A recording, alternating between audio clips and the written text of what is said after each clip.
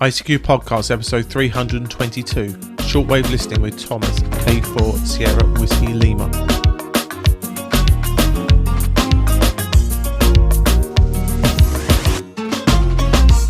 Well, hello and welcome, fellow amateur radio enthusiasts. Welcome to this, our 322nd episode of the ICQ Amateur Radio Podcast, supported by our monthly and annual subscription donors.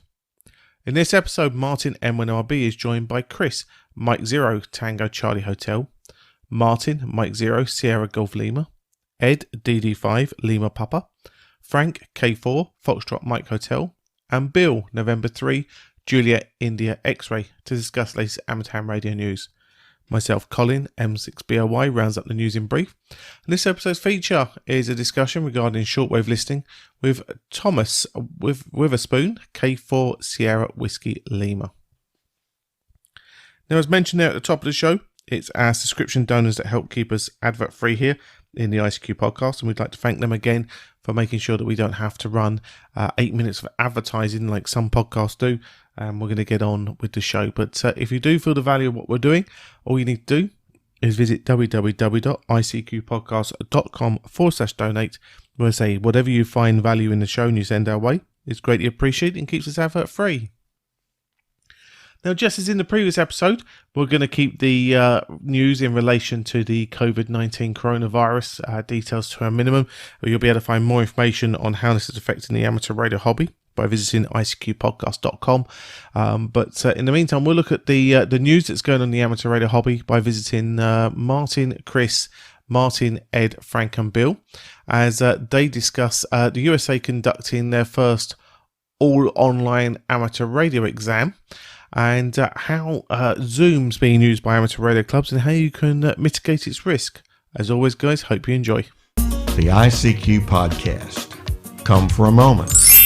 Stay for an hour. Well, hi guys. Welcome to episode 322 of the ICQ Podcast. And tonight's news roundtable is going to be recorded a different way. Tonight, we are not using Skype.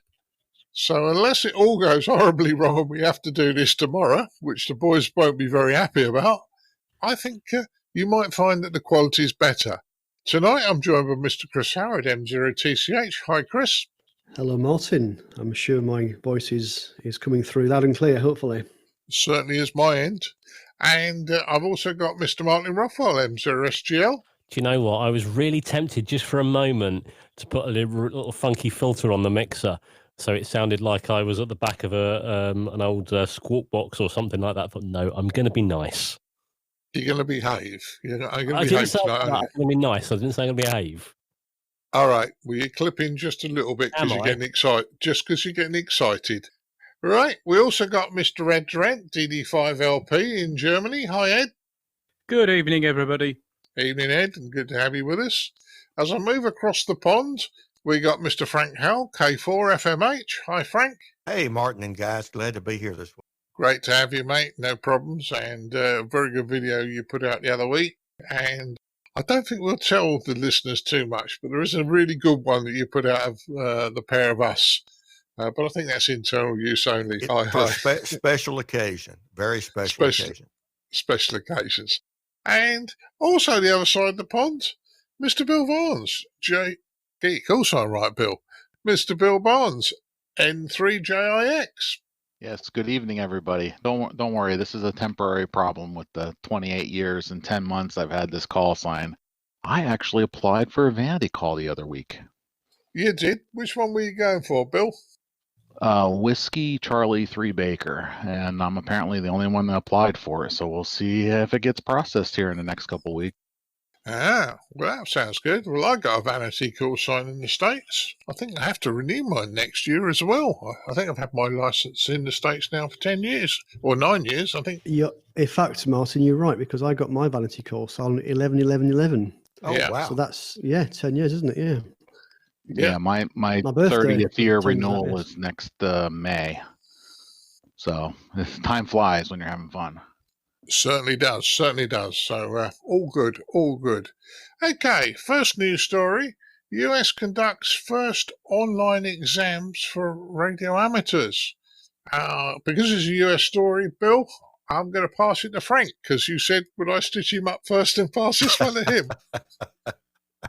Okay. One of the things that we hams have a problem with is change. And I mean that collectively. Individuals vary a good bit, but collectively we tend to, as you've heard me say ad nauseum, I'm afraid, we have hardening of the categories. And this is one that breaks some of those categories.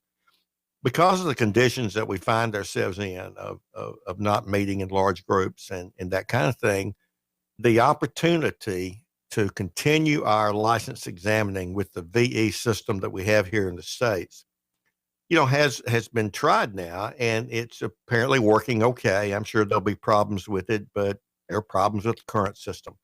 And so I see it as a very positive step by the W5YI group and putting this together. I'm sure there'll be tweaks for it and this kind of thing. Congratulations to Mr. Joseph Talbot, who got his new FCC technician class call sign, KJ7NNU, on March 27th. And I see it as a good thing. Whether it's a permanent thing or not will be for the VEC group. But I'm very positive about this happening. Yeah, sounds good to me, Frank. Sounds good to me. What's your thoughts, Bill?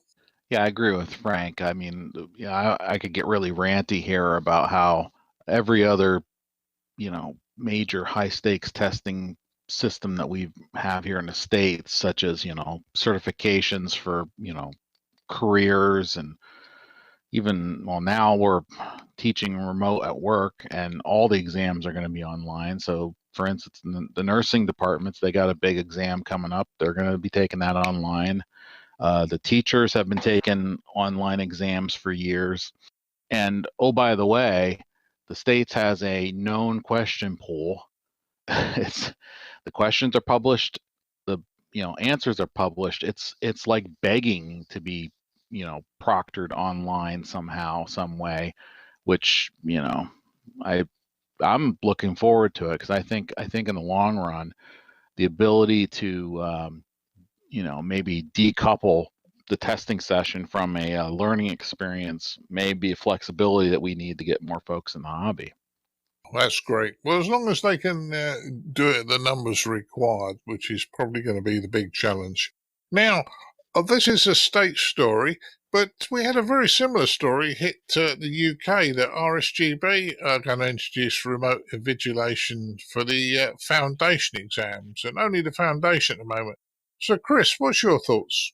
I think this is an excellent idea. I know I complained a couple of episodes ago about the RSGB and the way some of the exams are marked. Well, on this time, I'm going to praise them because I think this is an absolutely fantastic idea. Obviously, we know why it's happening because of the situation with people, not being able to get out because of the current lockdown that's in place. But I hope this continues after that. The only slight question I've got is about the practical assessment. So we'll be aware here in the UK, as part of your examination for the foundation and the intermediate exams, you have to have done certain practical elements and get that signed off by a registered assessor. That seems to have been temporarily dropped. And I guess that's because that can't be done very easily remotely. That has to be done face to face. So that's a bit of a query. I'm not sure that's such a good thing, but I can see why it's happening for now. I can see, however, I think the world is changing at the moment.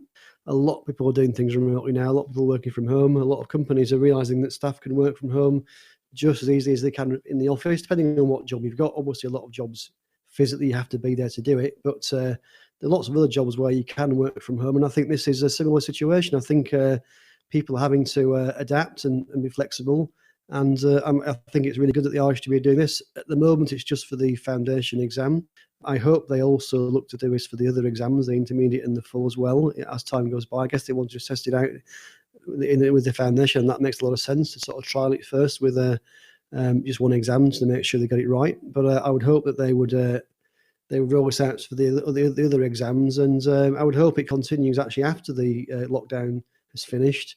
I've noticed that there's only one person doing this remote invigilation, and hopefully they'll expand that out. Otherwise, it's not very scalable. But with a bit of luck, this will become the norm. It would make, certainly as instructors, our life a little bit easier, because it would mean that we can say, right, guys, finish the course. you now book your exams and do them at home and let us know you get on. So I do think they should retain the practical part of it where it's possible, and I think it's not possible right now because of the lockdown situation. But I think once that's over, I think they probably should. My view would be that they should retain the practical elements of the exams. I think that's an important thing. I think it helps people to learn and make sure that they've got that confidence, for example, to go on the air. But I think this makes life a lot easier for a lot of people. So I think it's a really good idea. So well done. Well, as you say, the practicals are great. I think that people learn a lot from the practicals. And I'd be a little bit upset if the practicals disappeared completely. I understand why they're being suspended at the moment, but there's so much that students get from the practicals, both on the intermediate and the foundation course. So let's hope the practicals stay. And I'd also advise other countries around the world to maybe look at doing some of the practicals, because it does give the students something they actually feel they achieve as well. Mine, Hello. you're one of our examiners. Mm-hmm. This is going to put you out of work. That's fine. There's not a problem. But I'm looking at this, and don't get me wrong, I totally get why they're doing it. I'm not even going to say the word because people are bored with hearing that word on the radio. Online, it's a great idea, but I still don't get how you can invigilate this successfully. What's to stop me reading a question? So I'm sitting here doing the course. What's to stop me reading that question on my computer, then going to my tablet or my phone or a laptop or another computer or something, typing in the question and finding the answer? And therefore, I'm doing that because I've not got someone watching me on a camera, not got anything going on there. You can't see what's behind my computer. I might have a partner or something holding up, an answer or something like that.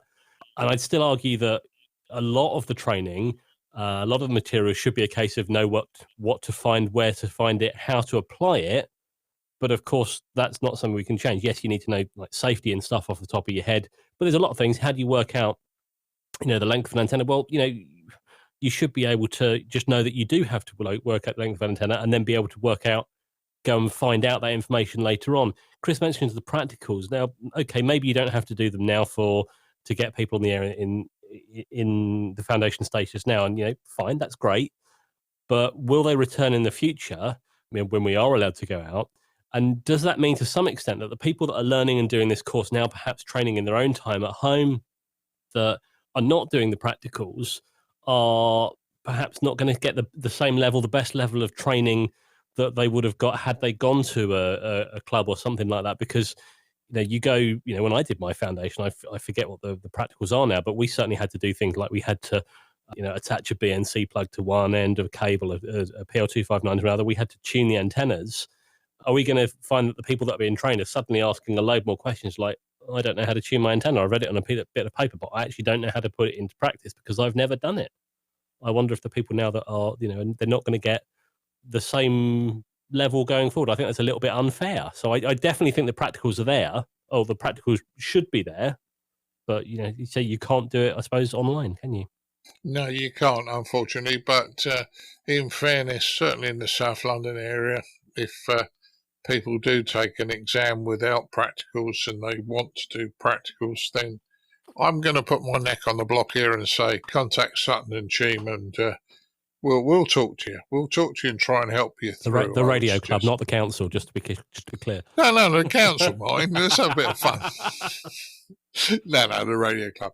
Now, Ed, these are UK and US stories. And when you and I took our UK licenses, we didn't have to do practicals because there was only one tier of license, wasn't there, Ed? Yeah, with the US one here, we shouldn't forget the advantage of remote, both training and examination, is distance. And since 2014, the VEs in Alaska have been able to do this, but they've had to have a proctor on site to make sure everything goes correctly. With the latest new technology that's been added now, that means that in Alaska, I presume the same capabilities will be available there that the W5YI, was it? Team Yes. used in the US. Thank you. And distance learning, the same would apply to Australia or Russia or everywhere else, if you can get the thing online for the training and the examination, it's a real advantage rather than people having to travel either the examiner or the student a long distance before they can take the exam. Coming on to the UK one, I've always thought the problem with getting the UK exam online is the fact that you have to do the practical. How on earth do you do that online? And people have talked about, well, there might be a way of doing this and that through graphics. But it's interesting to see now that Ofcom never required it, or that's the way I read the text from the RSGB, that Ofcom actually never required the practical. It was something that was added by the RSGB as a good thing to have. I then fall back on my principle as well, which is I think radio clubs getting into the hobby shouldn't be go and take the exam. Getting into the hobby should be become part of a radio club, or at least pair up with another local amateur and have a mentor or an ELMA, as you call it in the US, and learn things about the hobby before you even take the exam. And I think, yes, as Martin is saying, if the need for the practical stays not needed after this current lockdown period, then I think clubs should be stepping up and saying, we'll give you practical training. And, really should be doing that before the person even goes for the exam, because that's part of being a member of a club. And, we've got to think about this a little bit different to the way we've been doing it. I think both the US and the UK being able to do online exams now for their technician or foundation class, class of license, is good news. The practical as a mandatory part of getting the license is what stops you doing the online exams. So I personally think it's something that I'd like to see the clubs doing more on. Back to you, Martin. Yeah. Here. Yeah, I agree with you, apart from one thing. And you're not wrong at all, Ed. It's just today's society. Somebody thinks they heard this word amateur radio on a Monday. They want a training course on the Tuesday. They want to pass their test on the Wednesday, and they want their license by Friday. Yeah, nobody's got any time these days. Nobody is wanting to wait. I mean, when you and I took ours, Ed, I'm sure you were the same as mine. You took your exam, and they were a month or 6 weeks before they told you whether you passed. And it was also a 6 months course at the local radio club before you took the exam. But I was a member of that club for 2 years before I took the exam. So that's, I think, something that's the clubs have got to be able to sell themselves in a way that it's an interesting place to be. It's fun to be there, and you learn there. And yes, if you want to down the road, you take the exam. Rather than, I keep getting this in all the shows I listen to and read in magazines and things, take the exam to get into the hobby. And that's, from my point of view, the wrong approach. No, you think it's the right approach? No, I agree with you, Ed, completely. There might have been a bit delayed, but you're saying take the exam to get in the hobby. Absolutely not. No, start listening. Tune in, get yourself an SDR, do something. Go to the club, have a listen to your mates' radio. Build an antenna with the guys there, or, whatever. I couldn't agree with you more. And enjoy the hobby. And then, you can get round to getting the exam when you're ready for it. Okay, there's been a number of articles recently about mitigating the Zoom risk. Now, Zoom is a communications tool used on PCs so people can have video conferencing. But there's a little bit of a worry that there are a few security holes in it. Bill, you're our resident security man. What do you think? Yeah, the original reason why this showed up was a whole bunch of radio clubs have switched their meetings from in person to various online services such as Zoom, GoToMeeting, WebEx, the soon-to-be decommissioned Google Hangout. There's a whole grocery list of them here. But basically, the idea here is that whatever tool you use as a club, you really want to take a few minutes to learn how to use the tool to make sure you don't set yourself up for certain risks. So right now, a lot of media stuff is out there about one conferencing program because it's currently the most popular, and it's people are basically punching in 10-digit numbers and getting into other people's IDs or other meetings and stuff. Well, on all these platforms, it doesn't matter which, pick a name, they all have the ability to set a meeting password. The easiest, quickest, mitigation thing you can do is just set a meeting password and just let your folks know. The joke I used, well, not really joke, the serious suggestion that was tongue-in-cheek that I used with the local radio club is, well, if you're not sure what password to pick, just punch in the 6-digit number on the front of your radio for the club repeater.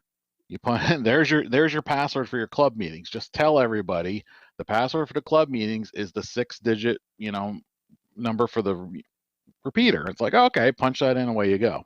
Likewise, they should also look at the tool they're using for the remote meetings to see if there's any kind of waiting area, vetting, approval area, hold area, those kind of, there's a bunch of different words that they use to describe this, but the idea is you connect to a meeting and then somebody who is a host has to click and say, yep, let them in.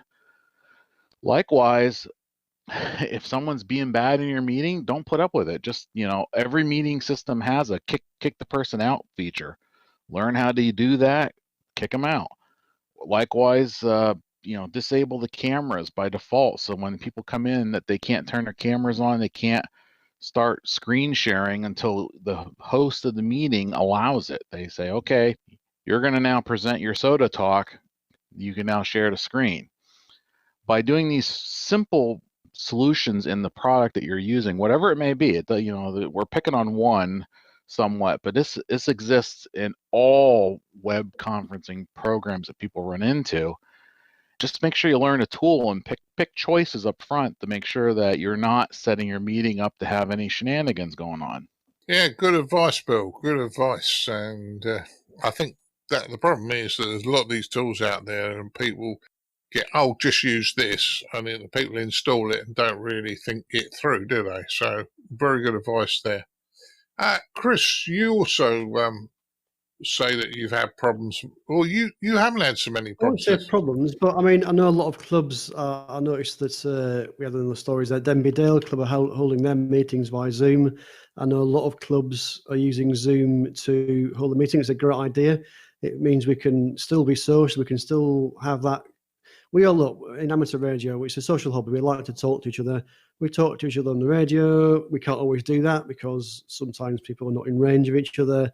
Zoom is a great way for us to use the internet to talk to each other, keep in touch, make sure everyone's happy, make sure everyone's safe.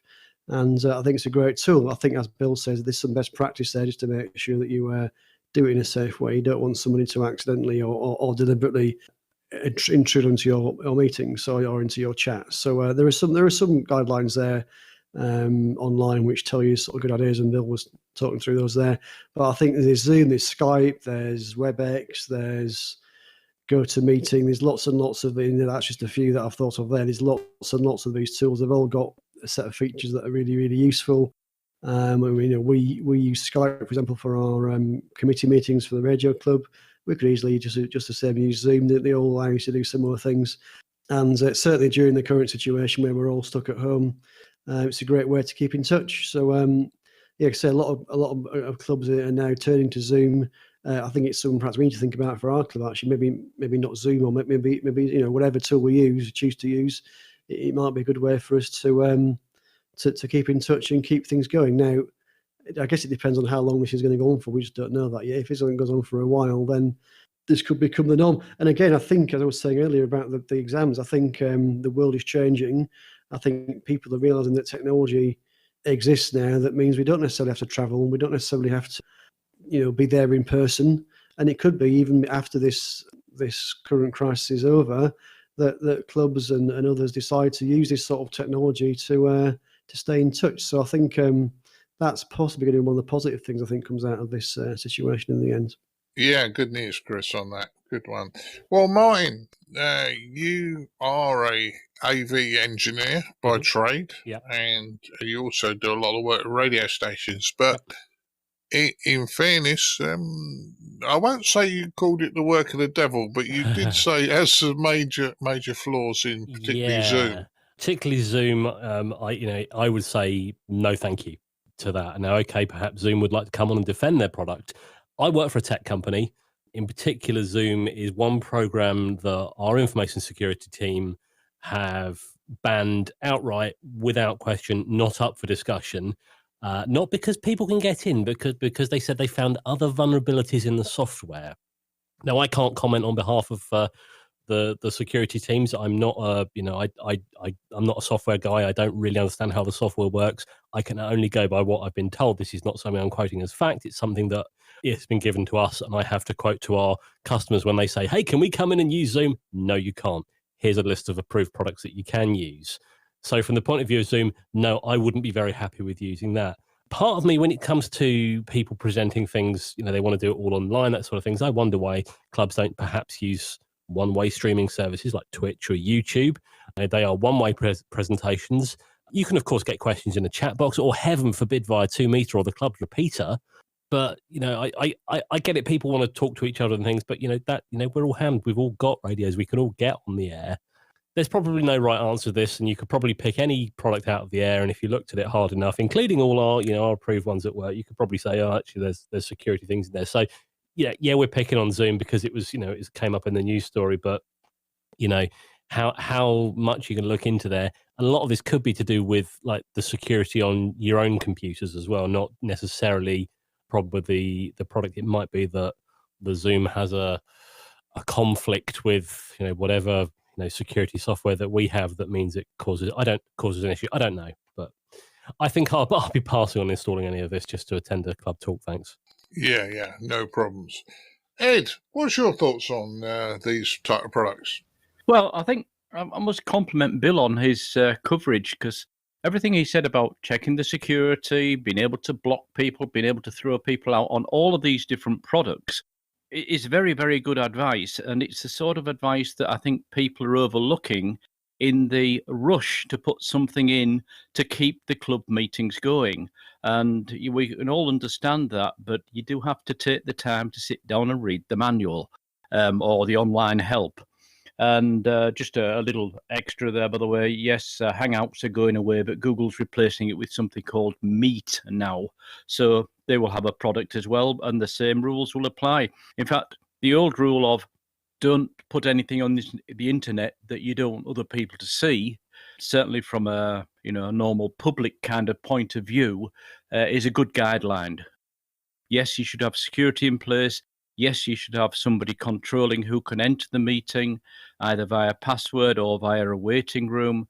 All of those are very, very good suggestions from Bill, and I think it's something that we all of the people that are looking to put a video conference in place at the moment during the lockdown is something they should consider. And businesses especially, obviously, and any authorities especially, because you're using this instead of standing across the room from somebody. Security issues are less of a problem when there's two people in an office with a closed door than when you're going over the internet and don't know where it's all going. Yeah, we never know where it goes when it goes over the internet. Frank, last words on this one. Okay, I think we're very fortunate on the podcast to have people ranging from Bill Barnes, who does IT security for his day job every day, and probably every night these days. We've got other people who do work in the IT industry, and then some others who've had long-term experiences with it. I just want to underscore what's been said, but particularly what Bill Barnes said. Everyone knows what happened in the U.S. on 9/11, and over 3,000 people died due to a terrorist attack. What is not well known is that there was also a hack attack for many federal agencies. Department of Agriculture was someone I was doing work for as what's called a GS-15 civil service position with them. And I was called by a number 2 person who said, Frank, our internet's down. Someone's taken it over, and our internet provider at what's called the Waterfront Center there in Washington, they won't respond. And I said, well, let me see your contract. Well, in their contract, as I pointed out, gingerly, you have no performance penalty if the company doesn't respond. She said, well, what can we do? I said, negotiate a better contract in the future. Now, that underscores what Bill Barnes said. When you get into something, have at least one person who's knowledgeable understand what you're doing. Because the punchline is a little bit of knowledge can be very, very dangerous. A friend of mine who's IT, somewhat like Bill Barnes is for his college, he's IT guy for a company here in the Jackson area.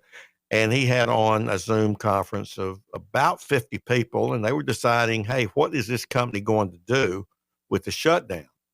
And there was a hack, and porn video was inserted into that feed.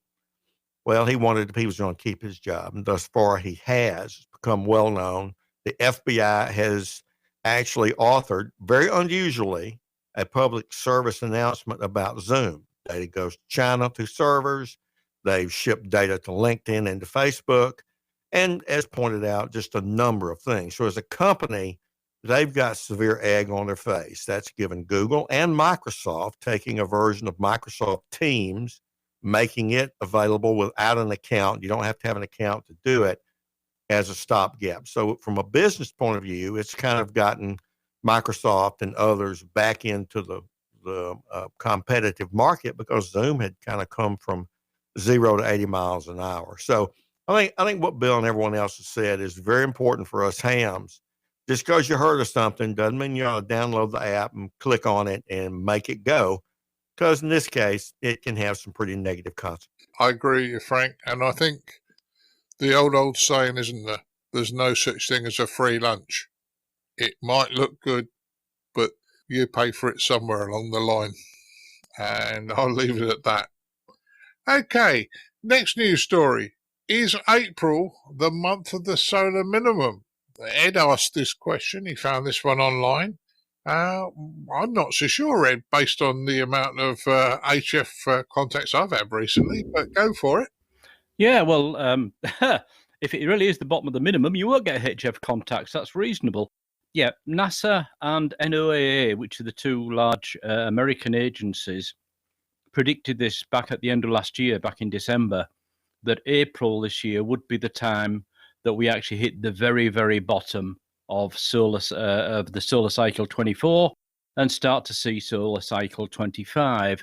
There is indeed a couple of or a sunspot area 2759 that appeared, I think, yesterday or the day before on the sun, and it's definitely a solar cycle 25 sunspot area. It's raised the solar flux index, so everything points to the fact that yes, at long last we've hit rock bottom and we're going to start and go up and get better conditions.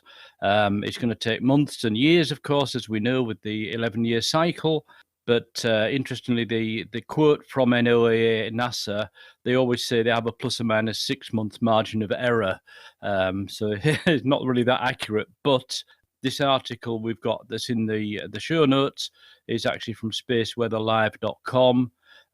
It also seems to be backed up by the latest video from Dr. Scove, as it does look like at long last we're going to start and see a positive rise as we go into solar cycle 25. So, give it a year or so, we might be making DX that we haven't been making for quite a while. Yeah, well, hopefully we will. I'd say I've been quite active on HF, and it seems to work fairly well for me, but let's hope it gets even better. Chris, what's your thoughts? Not much more to add, really. I think let's hope it is the end of the downturn and the start of the positives. Yeah, I mean, I think we'd all love HF to start to get better. It certainly seems to be in the doldrums for quite a long time. I think if this is truly the bottom of the sunspot cycle, then only things can only get better. But yeah, it does seem like it's been quite a while for this one to get to the bottom. So let's hope we start to see things improve and we get a better sunspot cycle next time. I'm not sure the predictions are for it to be great, but we're looking at the data. We haven't got that much data to work on from the past. So let's hope this one's a good one and we can work lots and lots of really remote stations. That would be fantastic. Certainly will. Well, Bill, you're a far more active operator than me. How are you finding it at the moment? That's actually funny. It tails right on to my comment I had someone from Australia messaged me on Twitter and said, hey, how's the activity been in the last couple of weeks? Because I'm having great stuff, and I'm like, I really haven't noticed much. And I reach over and I hit the button on the flex, and I click on 40 meters, and I couldn't find a spot, and I'm sitting there going, is there a contest going on? I look at the clock or the calendar, and it's like a Tuesday, and I'm like, oh. People are on the air calling CQ finally. It's nice. But back to what Ed was saying, so we won't. The beautiful about this is we don't actually know when we hit the rock bottom until after it happens, quite a bit of ways, plus or minus 6 months margin and error on as much stuff that happens during this 11-year solar cycle / how many cycles together in a. Oh, my brain's starting to go crazy already, just trying to pull all this together on how the sun actually works. Being able to predict within 6 months seems relatively accurate to me, because once again, we won't know. And this thing is a massive, ball of fusion reactor going on up there. Not reactor, the fusion reaction going on up there, and it's just amazing that it changes over time, and it does have a cycle to it, which is very, very, very interesting to me anyway. So hopefully it is the bottom. I would like to see things get better, but just remember, guys, there's always this crossover period where you're going to still get some sunspots from cycle 24. You're still going to get some new ones from 25, and then that will slowly change. So it's less 24s, more 25s, and then the cycle keeps going until we go, peaks on 25s, and then we start getting 26s. It's always interesting how this works when the cycles overlap like that, because it does. You can sometimes have HF getting a little bit better from a sunspot from the last cycle coming up as well. It gives you a little bit of enhancement as well. And the prediction, like everyone was saying, is still looking it's going to be about the same as last cycle, which is down from the cycles in the past. So, but we're not going anywhere near. I believe they call it the Marauder minimum. They don't think we're actually going into that kind of system at this point, but it's going to be a weaker cycle. So we will know more as things progress forward. Yeah, sounds good to me, Bill. So, Frank, what's your thoughts on this one?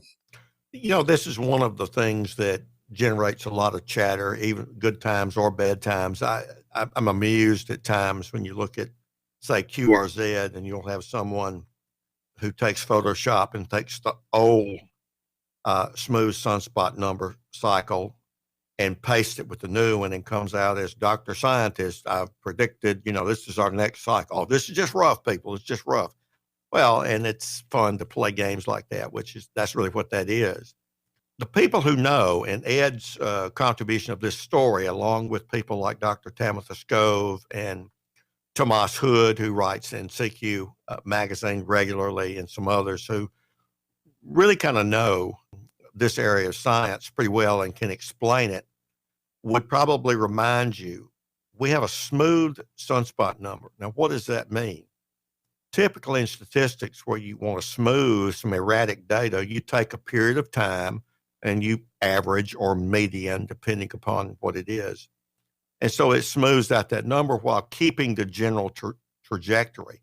So when we looked at a smooth sunspot number, and as Bill said, it could be popping or it could be dead relative to that smooth sunspot number. We never experienced a smooth number. We experienced the number that's happening at that moment. So that's why someone in Australia might be, going gangbusters, and someone in Pennsylvania might not notice something, or vice versa, and that sort of thing. So I want our listeners to keep in mind the actual sunspot number for the moment, can be up or down. And I'm told, and I'll end with this, that it's really not the sunspot number that's that important in these times. It's more difficult to predict at the bottom or the top of any statistical series, whether it's the stock market or anything else. It's the lack of being spotted on your butt at your rig calling CQ. You're right, Frank. You're dead right.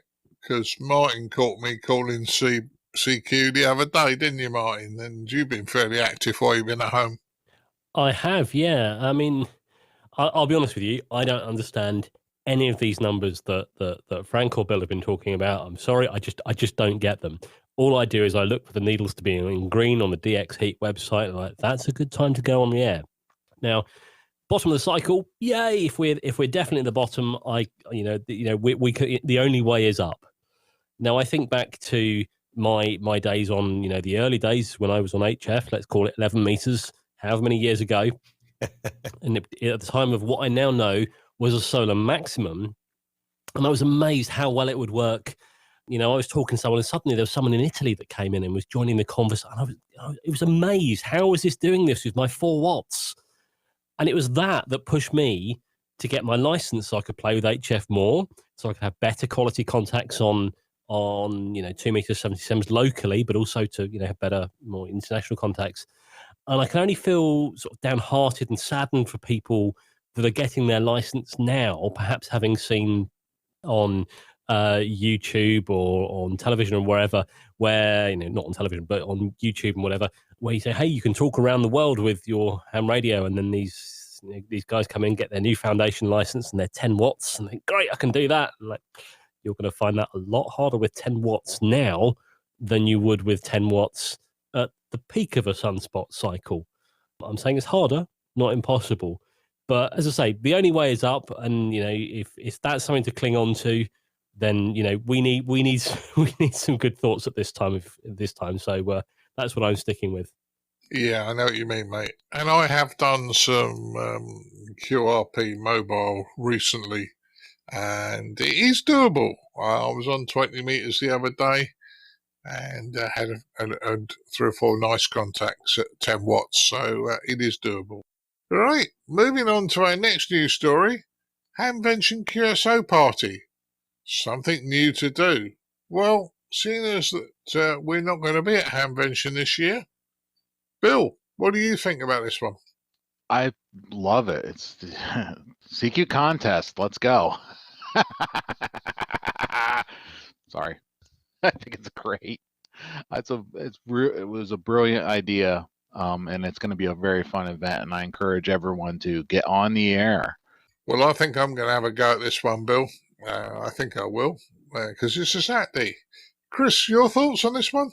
Well, I think, I think that's when it was supposed to be on at the actual event. So I think, look, okay, we can't be there in person. Let's at least get on the air and do something radio wise. And it's not it's a 12-hour fun event. So it's not designed to be. It's not a serious contest. It's a bit of a party.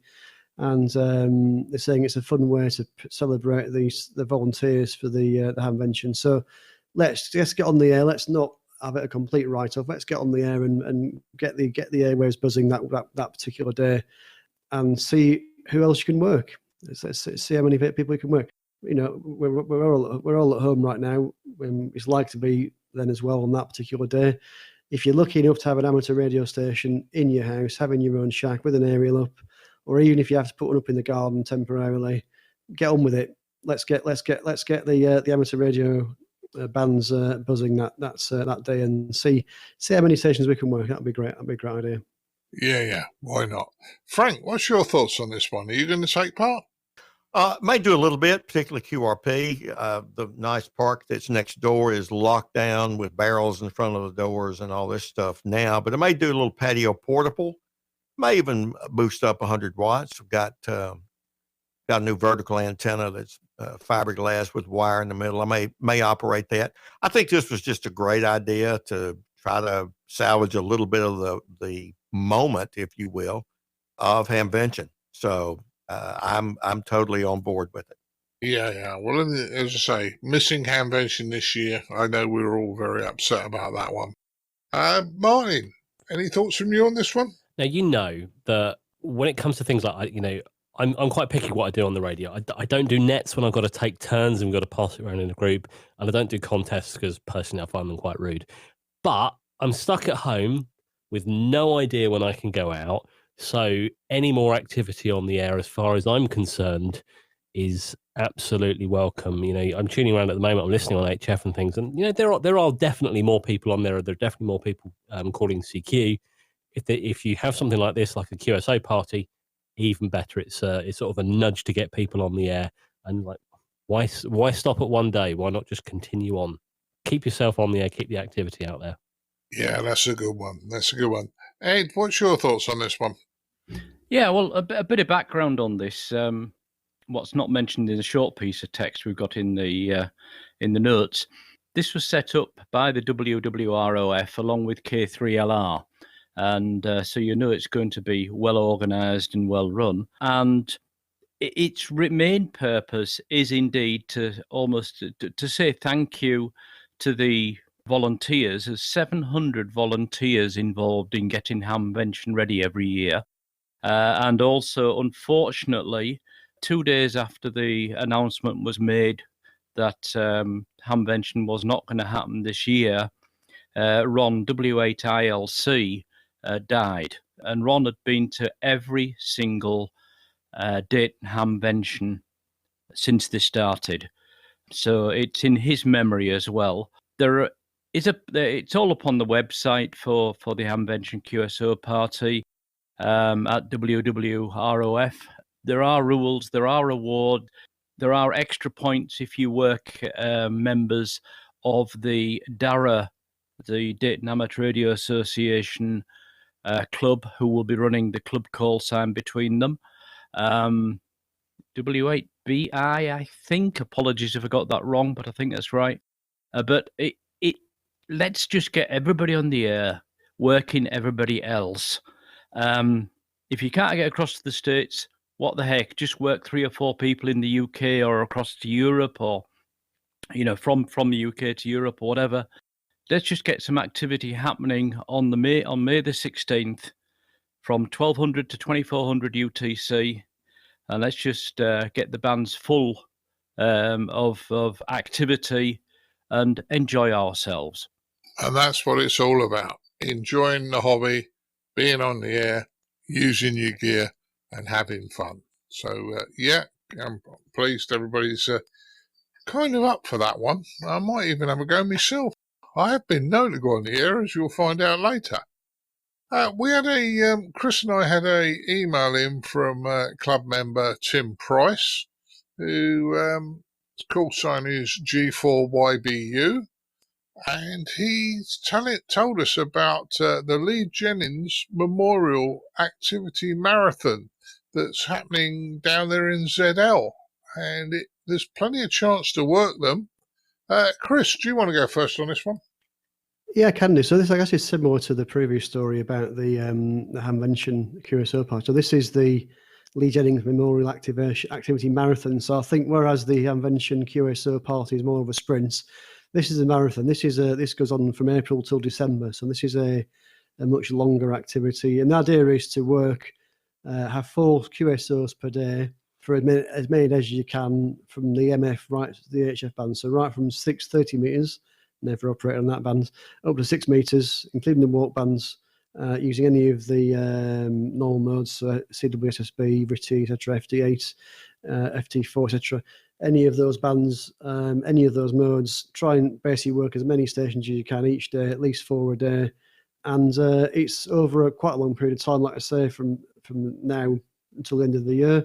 So Lee, who's now Silent Key, sadly, he was a very active HF operator, as it says on the website, and he was a mentor, a friend to many, and he would love to get people active and encourage people to set goals and things. And this is basically what he would like, basically, was to get people to work many stations. So yeah, I think this is more of a longer term one. It's not a 1 day contest. This is a what's this, probably going to be 8 or 9 months of activity.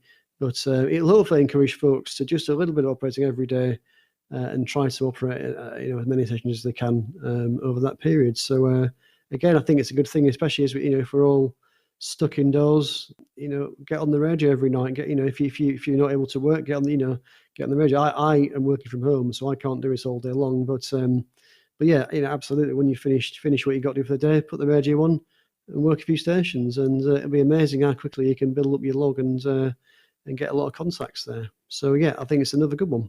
Certainly is, mate. Certainly is. Well, mine, you're working at home at the moment, and you really are working, because the odd contact I've had with you has just been like, I got 5 minutes between calls or whatever. Doing conference calls. Colouring in from home, I like to call it. You call it colouring in from home. Yeah. But mine, this is something else we can do. Something else that's, as we go to the sunspot maximum, you might find ZL becomes more interesting. As we're heading in that direction, I did almost once get a VK on him for when I was mobile, and he's got M0, and then didn't get it. But yeah, absolutely. Any more excuses to get on the air, I'm all for it. If it promotes activity on different bands, even better. I can't add anything more than that.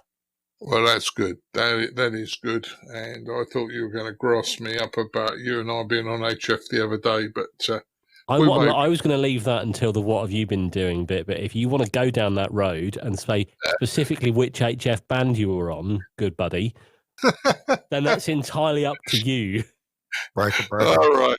Is it going for a vanity call 104/GB? No. Yeah. All right. Martin and I did pop down onto 11 meters the other day just for a bit of fun, actually. Because we can. No reason why not, because we can. And Martin, give it his proper name, please. Not 11 meters. Come on, what's his real name? Citizen band. Thank you. And Martin and I were down there for about half an hour, and there were some interesting things I spotted, in fairness. Noise floor? Oh, the noise floor was horrendous. Because I live in South London, and the noise floor in the clear, I was working Martin probably 6 or 7 miles away, but and then I drive down past a couple of shops and I get S9 plus 20 dB of noise and totally wipe him out. And then 25 yards up the road or 25 meters up the road, gone. So I did notice phenomenal noise, and but that's the thing. It's why they say that HF is very unsuitable for local communications. That's where VHF and UHF are so much better. But if you go on to the sideband section of the CB band, what we call the mid band, the lower part of the 27 megs, that's where it comes into its own, because you can literally, with your 4 watts or 12 watts is it you're out on the sideband, I think, you stand much more of a chance of making some contacts a bit further away. It's a pity we don't have a VHF or UHF allocation for CB. Yeah, and there's lots of people at the moment probably spitting at the pair of us because were. You're going to get the trolls out on QRs. You know they're going to come out, but just leave them to it. It's fine. Yeah, but in fairness, I kind of went and had a look to see if there was any activity and what was happening. So I've no axe to grind either way. There are actually genuinely, and there is I think they call it the 35 Club, and there are a group of people that meet on channel 35, certainly in London. But I understand it's a whole net from all across the UK. They happen all across the UK. So there's loads of activity on there. Yeah. Anyway, we've digressed. Sorry, we've digressed. Ed, what's your thoughts on this ZL activation working marathon? You want me to pull it back from CB onto proper radio now? Then? Oh, is that what we were talking? Sorry. Yes, with your type-approved equipment, I hope. Anyway, let's carry on. Look, Ed, we've been left at home on our own. What do you want us to do? Yeah, that's fair enough. Okay, this ZL marathon, or you might even call it a ZM marathon, because during the lockdown, they're even allowed to change their start of the call signs down in New Zealand. If you it's basically based around New Zealand, working New Zealand stations. However, not only. So you can, again, this is another one where, you can work, you and I can work, for example, from UK to Germany, and it'll still count towards this. The idea of trying to work 4 stations a day on HF bands is rather a nice idea. It's actually quite a challenge sometimes as well. I have a personal challenge that I try to work 1 SOTA activator a day.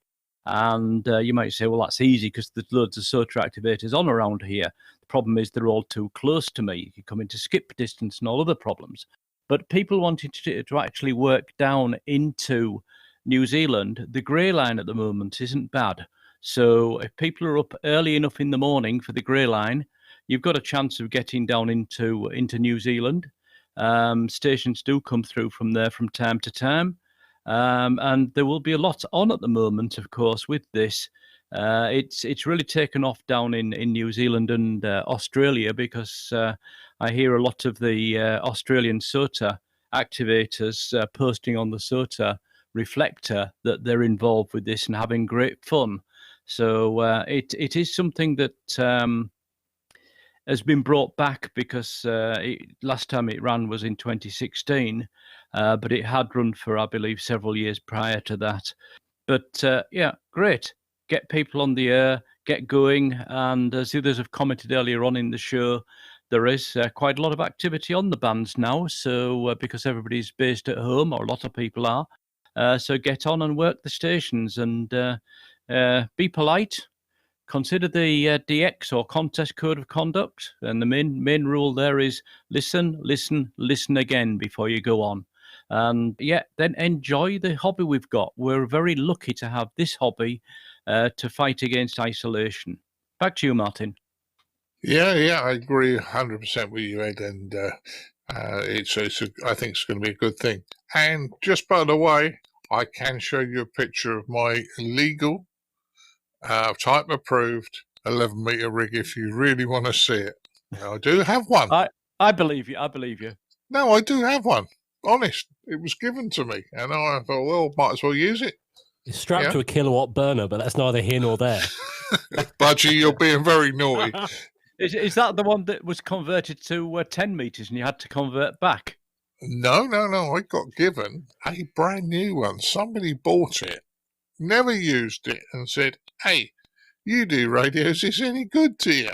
And it was a brand new one. I've still got the one that was converted to 10 meters from 11 to 10.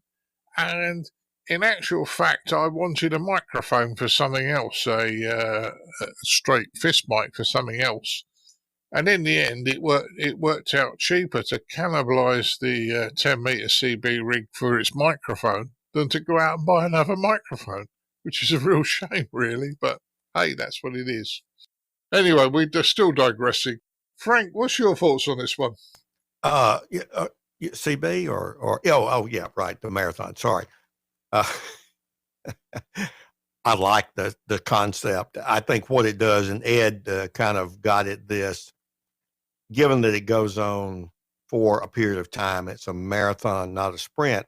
It really requires a little more of that detective work on figuring out, okay, when am I most likely, given where I'm located, being able to work, stations there, and figuring out, hey, as Ed said, I need to get up in the morning if my gray line is appropriate, and some things like that. So it's a long-term satisfaction on working in this contest. And I think we may not have as many of those. I know we had parks on the air and some things like that took a while, but you're still operating sort of one park at a time and that kind of thing. So I think it's a great concept.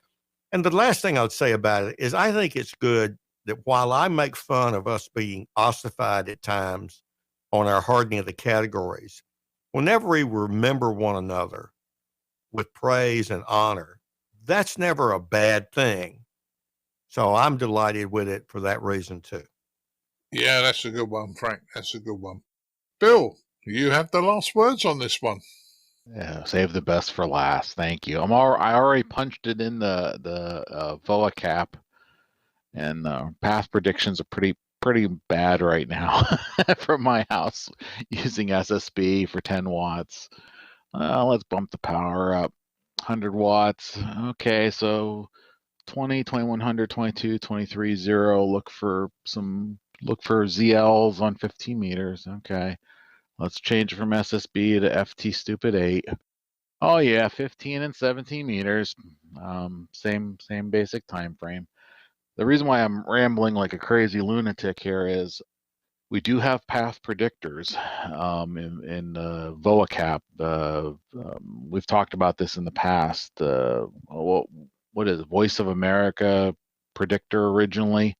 They have it modified for amateur radio use. So I punched in my grid square, punched in ZL, and started playing around here with the various levers and that kind of stuff to get an idea. Okay, if I wanted to do a shot out to New Zealand, here's what here's some times where I stand a chance. I always say that with hesitation because I know darn well that there's been really weird openings here. There's been point openings. And when I say a point opening, I'm talking about I have an opening down to Florida, for instance, and a station 100 miles to the west of me does not hear either of us. Mm-hmm. And you're listening there and you're playing the games with the web SDRs and all this other stuff, but just get on the air. And that's the bonus about this one is timing wise, it's how many months? 9 months, 8 months, something like that. Get on, hunt some New Zealand stations, see if you get enough and turn some awards in. It's pretty exciting. I always like these kind of things. I always like it's like a contest, only ridiculously long, but that way you can fit it in your busy schedule to make sure you can actually get out and enjoy. And like Frank said, it's always good to, when there's special events, to remember somebody who was significant to somebody else, or everybody in a lot of cases, participate. Those always can be a lot of fun.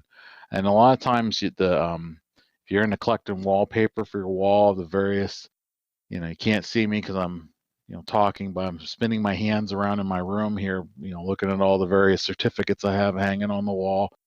It's always fun to collect something different to put up there as well. So I really like this one, and I hope everybody gets a chance to at least try, especially during the summer months. Hopefully we'll get on there, get some 15-meter action going.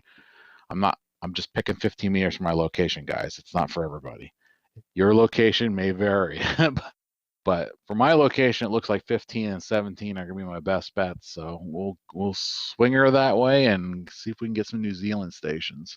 I'm looking at my map. It's 240 to 250 degrees beam heading from my place. Once again, your location will be different, but there's a lot of stuff going on there, and I think this is going to be a lot of fun for some people that like to work some serious DX. Back to you, Martin.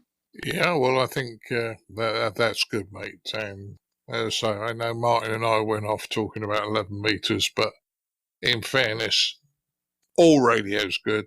And if somebody's interested, let them operate. And this is going to be a great way. And even if things are not so great on propagation, things like FT8 and FT4 may be your best friend on this, I would suggest. Right, well, that concludes our news stories. Let's find out what you've all been up to. Normally I leave Chris till last, but Chris, I'm going to bring you in first today. Oh, okay. Any particular reason? Just for a change, I suppose. Yeah, okay. Just so I can. So, all right, so what have I been up to? So I have worked a bit of HF where I can. I finally started work on my QCX kit. So you recall that we're back in Dayton last year, so last May. So almost a year ago, I bought the QCX kit from QRP Labs. And I keep putting it off and thinking, well, I'll get time sometime to do it. Well, I haven't really got an excuse now. I can't leave the house really very well for the time being. So I've started work on it. So yeah, it's going pretty well. I started off being a little bit confused, thinking I had some missing components. And then I realized, hang on, I've got the wrong instructions here. I didn't realize there were various versions of the kit. Obviously, over time, Hans has improved the kits and swapped out a few components and changed the board very slightly. So I've now got the correct instructions, so I'm now back on track. But I'm taking my time. I'm taking my time to make sure everything's done properly. I started off by inventorying all the components, and then I'm following the instructions, which are very, very good. Show you exactly where each component goes. Pretty hard to get wrong, to be honest, as long as you take your time over it and make sure you put the right components in the right space. So that's going pretty well. Quite pleased about that. And hopefully at the end of that, I'll have a working 40-meter CW transceiver. So I'm looking forward to getting that working. Like I say, I've got plenty of time, so I'm taking my time over that one. Also, as a club, as most clubs, or all clubs now in the UK, have temporarily stopped meeting for obvious reasons. We are now having a club net. So we talked earlier about technology and Zoom and other video conferencing, internet-based solutions out there. We're actually going old school. We're actually meeting every week on the GB3 XP repeater, which is our club repeater. So that's actually been really busy. We've done 3 of them now so far on a Monday night, 8 p.m. If you're local to London, listen in and join in. Please, everyone is welcome, not just members of the club. And we've had 11 or so stations on every Monday night, so it's been very, very popular. And it's really good to have a chat with the guys, keeping in touch, everybody, make sure everyone's still safe and well, which thankfully everybody is. So that's been really good, and I think we should continue that. Hopefully, beyond the end of this situation. So that's been good. So apart from that, I've been pretty busy on other stuff. I've had a couple of contacts actually on 2 meters as well. Spoke to Mike up in Fulham the other day. He was another one of the volunteers of MHz Belfast. Actually, that was quite interesting to have a chat with him for quite a while on 2 meters simplex. Apart from that, not an awful lot else radio, but kind of keeping busy really. So that's it from me, Martin. Yeah, so you have been pretty busy, which is good news. Right, who am I going to ask next? Ed, what have you been up to? Yeah, well, like everybody else, since the last show, we've been pretty well locked down here. Not as serious as some places in the world. I mean, I can still take the dog out for a walk and things, but any trips to SOTA summits have been a no-go. So I've been using the time to do other things. And one thing, I got a bit of a surprise. I sat down and decided to finish off my lock keeping that had been outstanding for my SOTA chasing contacts since last November, to find that I'd just broken the 15,000 point level to get another certificate. Wow. But to put that in context, the first big number that you aim for to get the Shack Sloth title, which is the chaser equivalent of the Mountain Goat for the activator, is at 1,000 points. I've just broken 15,000, and it puts me pretty high up in the table for this region, top 3. But SOTA's not a competitive sport, is it? Yeah, right. Gotta say, actually, Ed, that's actually really, really impressive to get that many Congratulations, points. Ed. Yeah, but it just shows you, I didn't know I was going to break the 15,000. It's just that I had the time now to sit down and go and catch up on the log keeping that I should have done months ago. But yeah, that was nice. Apart from that, we've been doing general spring cleaning around the house, washing curtains and cleaning up different bits and pieces in the garden and in the house. Again, all things that we would have got to eventually, but being locked down, it actually can be a positive thing. Been getting on the air as well, which is great, at least listening a lot more. Yeah, I've also been working on antennas. And here's a tip for anybody that has a sky loop like I have, which is a horizontal wire antenna loop, full wavelength long. In my case, it's a 40-meter one. I'd been trying to work out how to make it work on 80 meters as a top hat loaded vertical. And I built up a switch box for that and tried it out, and it didn't work. And in the end, what I've ended up doing is simply only connecting to the center core of the coax, so that the antenna goes up all the way around the loop and then back, but doesn't actually connect to anything anywhere at the other end. So a random length wire, and that goes into the high impedance port on the ATU. And that is rather a nice antenna on both 60 meters and 80 meters. So I'm quite happy about that, finding that. I love to find simple solutions, not complex ones. And that certainly was, at the end of the day, despite all the work I'd done on the more complex solution, a better and a simpler solution. The other thing I've got is I've got a vertical antenna that I've had in the cellar for a long time that I'll be getting around to put up when some of the antenna mast brackets arrive that I've ordered. So general bits and pieces around the place. And yeah, feeling like I'm getting a lot of stuff done, which I probably wouldn't have got done otherwise. So there's a positive side to the lockdown. Back to you, Martin. Yeah, sounds great, mate. Sounds great. So you've been busy, and I think we've all been busy. But let's find out what Frank's been up to. Oh, it's been very much like Ed. I think we've cleaned out and reorganized all but one closet in this 2-story house we live in. That's been real exciting. So I've been doing some things there at home. Also built kind of a portable vertical system. We had our state QSO party this past weekend, and my portable ops team was, of course, geared up to work it in the park next door. And then the governor shut down the park, and we just decided to pull back. And so we didn't go. So I had all the prep work of improving your portable station and things like that. So I did get a little bit of that done. And a new portable, 31-foot portable fiberglass-based antenna that can be easily moved, set up with the counterpoise system and that kind of thing. I actually did a little work with a former graduate student in our State Department of Health, modeling some of the stuff on the virus that's been going around, and helped get our governor off the dime to move on that. So on the personal side, lots been taken up with what's going on. A lot of reading, a lot of small things, as Ed was talking about, improving this, getting that done there. So, but I've really got those closets cleaned out, guys. Yeah, sounds like you've been really busy, Frank. And as I say, that sounds good to me. Bill, what have you been up to? Quite a bit. Unlike some of you guys, I've actually been working a lot more than I usually do. So it's been quite busy. I did get a chance to jump in the Bart's HF RIDI contest a couple weekends ago here at the end of March. That's one of the RIDI contests I like. I only actually got to jump in for like 20 minutes, but I was able to give out the contacts for 10 stations. So 10 stations, 20 minutes. That's not too terribly bad without going crazy. Couple FT8, including K1 Baker, Maine's 200th anniversary as a state special event station. That was kind of neat. I'll see what those certificates look like. Maybe I'll grab one of them. And then tailoring on to Ed, just so you guys get perspective. Now I'm here on the state side. Let's get activating. Let's get chasing. Let's get activating.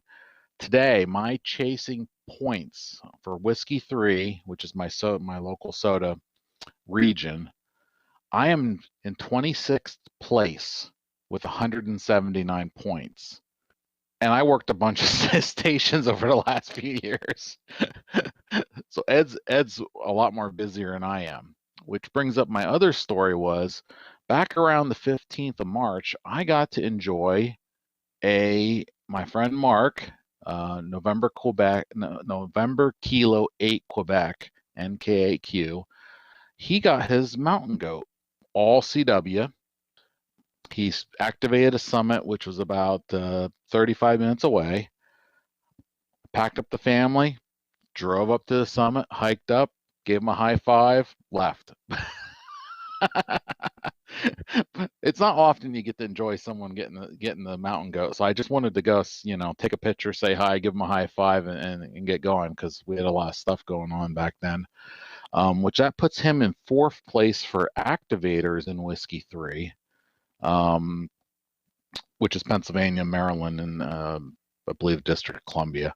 So very exciting time. Lots of fun stuff going on. Like we've been saying, all throughout the show here so far is, hey, if you have time, get on the air. There's lots of fun stuff to do, and that's all I've been up to in the last actually 2 months. I just remembered because we had time change mess up, and I got pulled into that emergency meeting at work. So yes, it's been quite a couple months here. Yeah, certainly sounds like you've been busy, Bill. Certainly does sound like you've been busy. So, Mime, what have you been up to amateur radio-wise in the last couple of weeks or so? In the last couple of weeks, well, we mentioned earlier, I won't dwell on it, but we mentioned that we might have had a bit of a play with a low-powered HF band. Being that I'm working from home at the moment, I'm sitting in my home office, man cave, studio, whatever you want to call it. where I'm working for work, I've got my radios right next to me. So I'm listening to Reflector 1C on D-Star for most days. Also listening to CQ UK on Fusion. But at 2 meters, my Zello radio as well keeps rebooting itself. I don't know quite what's going on with that, but I have to have a bit of a play around with that a bit more.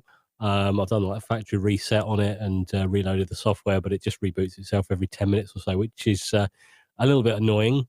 So I've attended quite a lot of meetings with work, and I'm sitting here with my silly little, what is it, Plantronics or Jabra headset or whatever it is. I'm thinking, I've got a studio mic on my desk.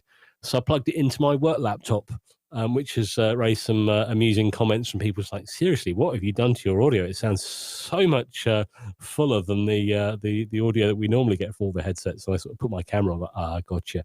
Like, come on, I'm an AV guy, is what I do. Also having a tune round as well. Really impressed to hear the activity on the license-free 446 band. So 446, for those that are unfamiliar, is I guess like the family radio service or the GMRS service in the States. Low-powered UHF, 16 channels, but it's absolutely buzzing with kids. That because they can't go out, they're talking to their friends either in their house or their friends down the street and keeping in contact that way. I think it's brilliant. It's like the kids who I guess they're going to be like 7, 8, 9, 10, something like that. But they're having their own little meetups and stuff. It's brilliant, and it's lovely to hear that kids are getting interested in radio that young. I love it. Yeah, other things I've also heard.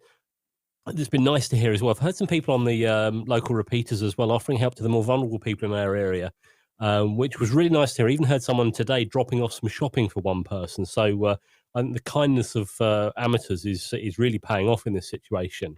And I would like to mention one thing. I know we're not going to dwell on the whole global situation for obvious reasons. You've got enough of that on commercial radio at the moment. But a request to all of our listeners: we're all in the same boat wherever you are in the world. We're all dealing with this. There will be locals to you that may be on their own. Seriously, just call CQ on 2. Be that friendly voice that they may be longing to hear. You've got the technology. They may just want a friendly voice to chat to. Yeah, you're dead right on that, Martin. Well, you've been very, very busy, and as I say, I know I've called you a few times. That's fine. I even called you on 4 meters, Martin. We did speak on 4. Yeah, I forgot about that. Yeah, we did do 4. We didn't only do 11. And we did 4, 2, I believe. We did 4. We did XP. We did What so, haven't we done yet? We haven't done 70 SEMs. Oh, we do 70 SEMs next week. Can we get 160 meters in your car? Very difficult. Try the wire out behind it, like they do on the old fighter planes. Yeah. We'll have a go at something like that. So, what have I been up to? Well, I'm deemed as a key worker because I work for the railway. So, I'm having to go to work. So, whereas you guys are on lockdown and stay at home, I'm deemed as a key worker and I have to go to work. So, at the moment, I'm kind of busy at work and I'm busy with all the other things because people are contacting me because they're at home and they're not doing anything. And I'm getting lots of requests and one thing and another. So I'm going to make an official apology here to anybody who I don't respond quickly enough to an email, to a Facebook message, to any other type of message you may want to try and send me. And I'm terrible with text and WhatsApp. As most of my friends know, they're not the best way to contact me. So I am sort of pretty much swamped, even though most people are at home on lockdown. But still having lots of radio fun. I did do some QRP with a mobile whip on top of the car from work on 20 meters, and have had some interesting contacts over Europe with that. That's been quite good. I've also spent time on GB3MH, which is a repeater down near Crawley in Surrey, and Sussex rather, Crawley and Sussex, and that has echo link capabilities. And believe it or not, I worked at ZL.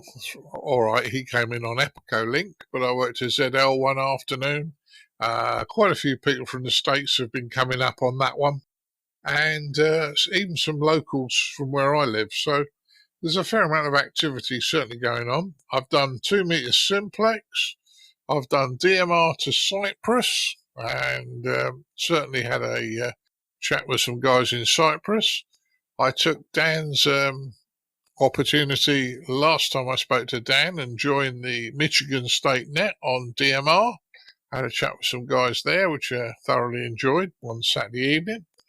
And unfortunately, Dan wasn't on it that day.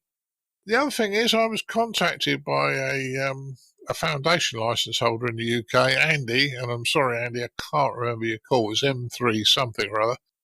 Andy rang me and said, I've been out of hobby for a long time. I've got this radio and I don't know if it works. I don't know if it works or it's the error or whatever, but I'm hearing nothing. Net result is Andy ended up bringing this FT450D round to my house, putting it on the doorstep, ring the doorbell and running. I then had a play with his FT450D last Saturday and worked the special event station in Bulgaria. So I'm pretty sure the radio's working. I've got a 5 and 9 back for it, and I hadn't done any major setup on it. I pretty much as it was. So I didn't even set the microphone gain up, and I got a 5 and 9, so I was quite pleased. And the only other thing I've been doing, which is kind of not radio related, but semi-electronics, I've been playing with Arduinos. Just sitting, playing with a bit of Arduino, something to do just to exercise my mind. And I was never, ever, ever any good at programming. And playing with the Arduino, I don't think I'm going to get any better, but it's just something to do, just a bit of brain exercising and going that way. So that's what I've been up to. Lots of radio, lots of fun, like we all have. So I'd like to thank each and every one of you for joining us tonight. I think it's been great. I'd like to thank Mr. Chris Howard M0TCH.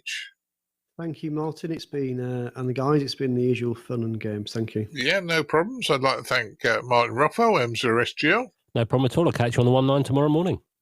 You devil. You won't. I leave home at 5 o'clock in the morning. You want to catch me on the 1-9? Okay, then. No problem at all. We'll catch you on the 1-9 on your way home tomorrow afternoon. All right, then. Yeah. I'd like to thank Mr. Durrant DD5LP. You're very welcome. And everybody, remember, get on air. Yeah. That's the most important thing. And enjoy our hobby. I'd also like to thank Mr. Frank Howell, K4SWL. We'll say sayonara there, Pilgrim, and you keep that flat side up and the shiny side down. And we'll catch you on the flip-flap, good buddy. Well, that'll do, Frank. Yeah. I'll tell you what. We're going to get letters. Do you know the hardest thing on CB when I was talking to Martin on CB was not using call signs? Yeah. And I'd like to also thank Mr. Bill Barnes, N4. Sorry, Bill, I've done it again. I'd like to thank Mr. Bill Barnes, N3JIX, for joining us tonight. Yes, thank you very much. And I have no idea what Frank just said. No, neither have I, but he's enjoyed it. As Frank. Well, you had to be a certain age, Bill. You haven't gotten there yet. Yeah, I missed the peak of that. Can I just say I'm going off now to watch Smokey and the Bandit. Right. Okay. So, guys, everyone, please stay safe and well, and we'll see you. We'll see you next time. Yeah, this is not the end of the podcast, but it's the end of this one. 73, guys. 73. Cheers, 73. 73. Keep your amateur ham radio podcast advert free by donating less than a length of coax. Visit www.icqpodcast.com/donate now. For all the news, links and information, visit www.icqpodcast.com. Now it's time to have a look at the news in brief with me, Colin M6BOY. Start off here with a request from Ewan Crawford, Mike 0, Victor India Kilo.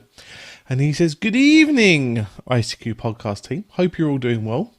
Wonder if you'd be keen to promote a special event station that he's operating from his QTH in the Shetland Islands, using the call sign GB1 Charlie Oscar Romeo for the month of April, and using the lockdown as an opportunity to promote amateur radio to his non-licensed friends and family, especially since the relaxation in requirements to gain a foundation license, as in no practicals and online exams from home. So he's hoping to promote the hobby to people and get them licensed on the air.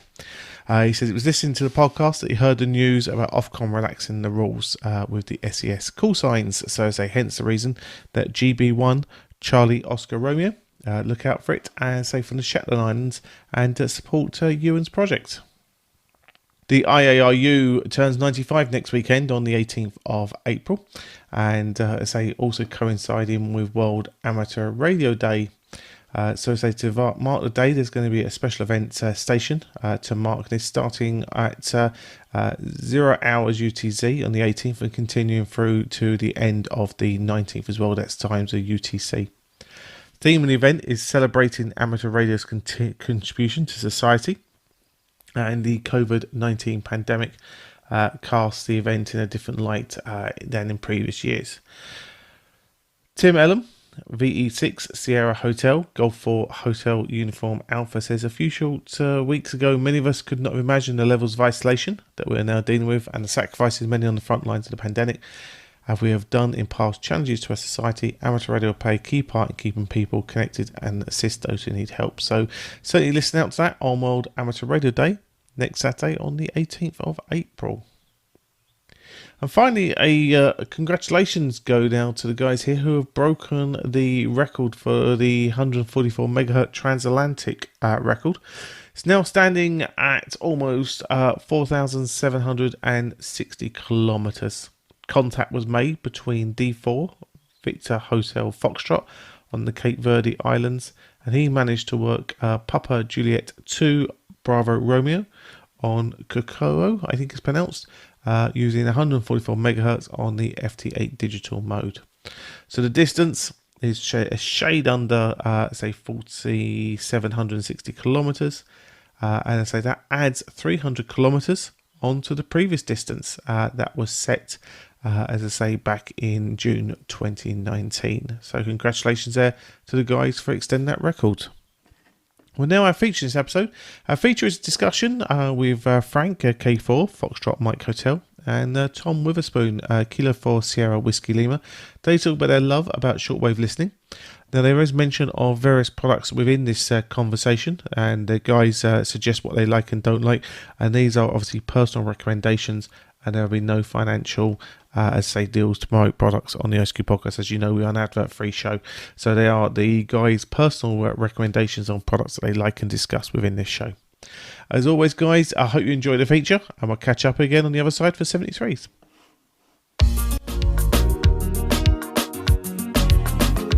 And now what you've all been waiting for, this episode's feature from the ICQ podcast.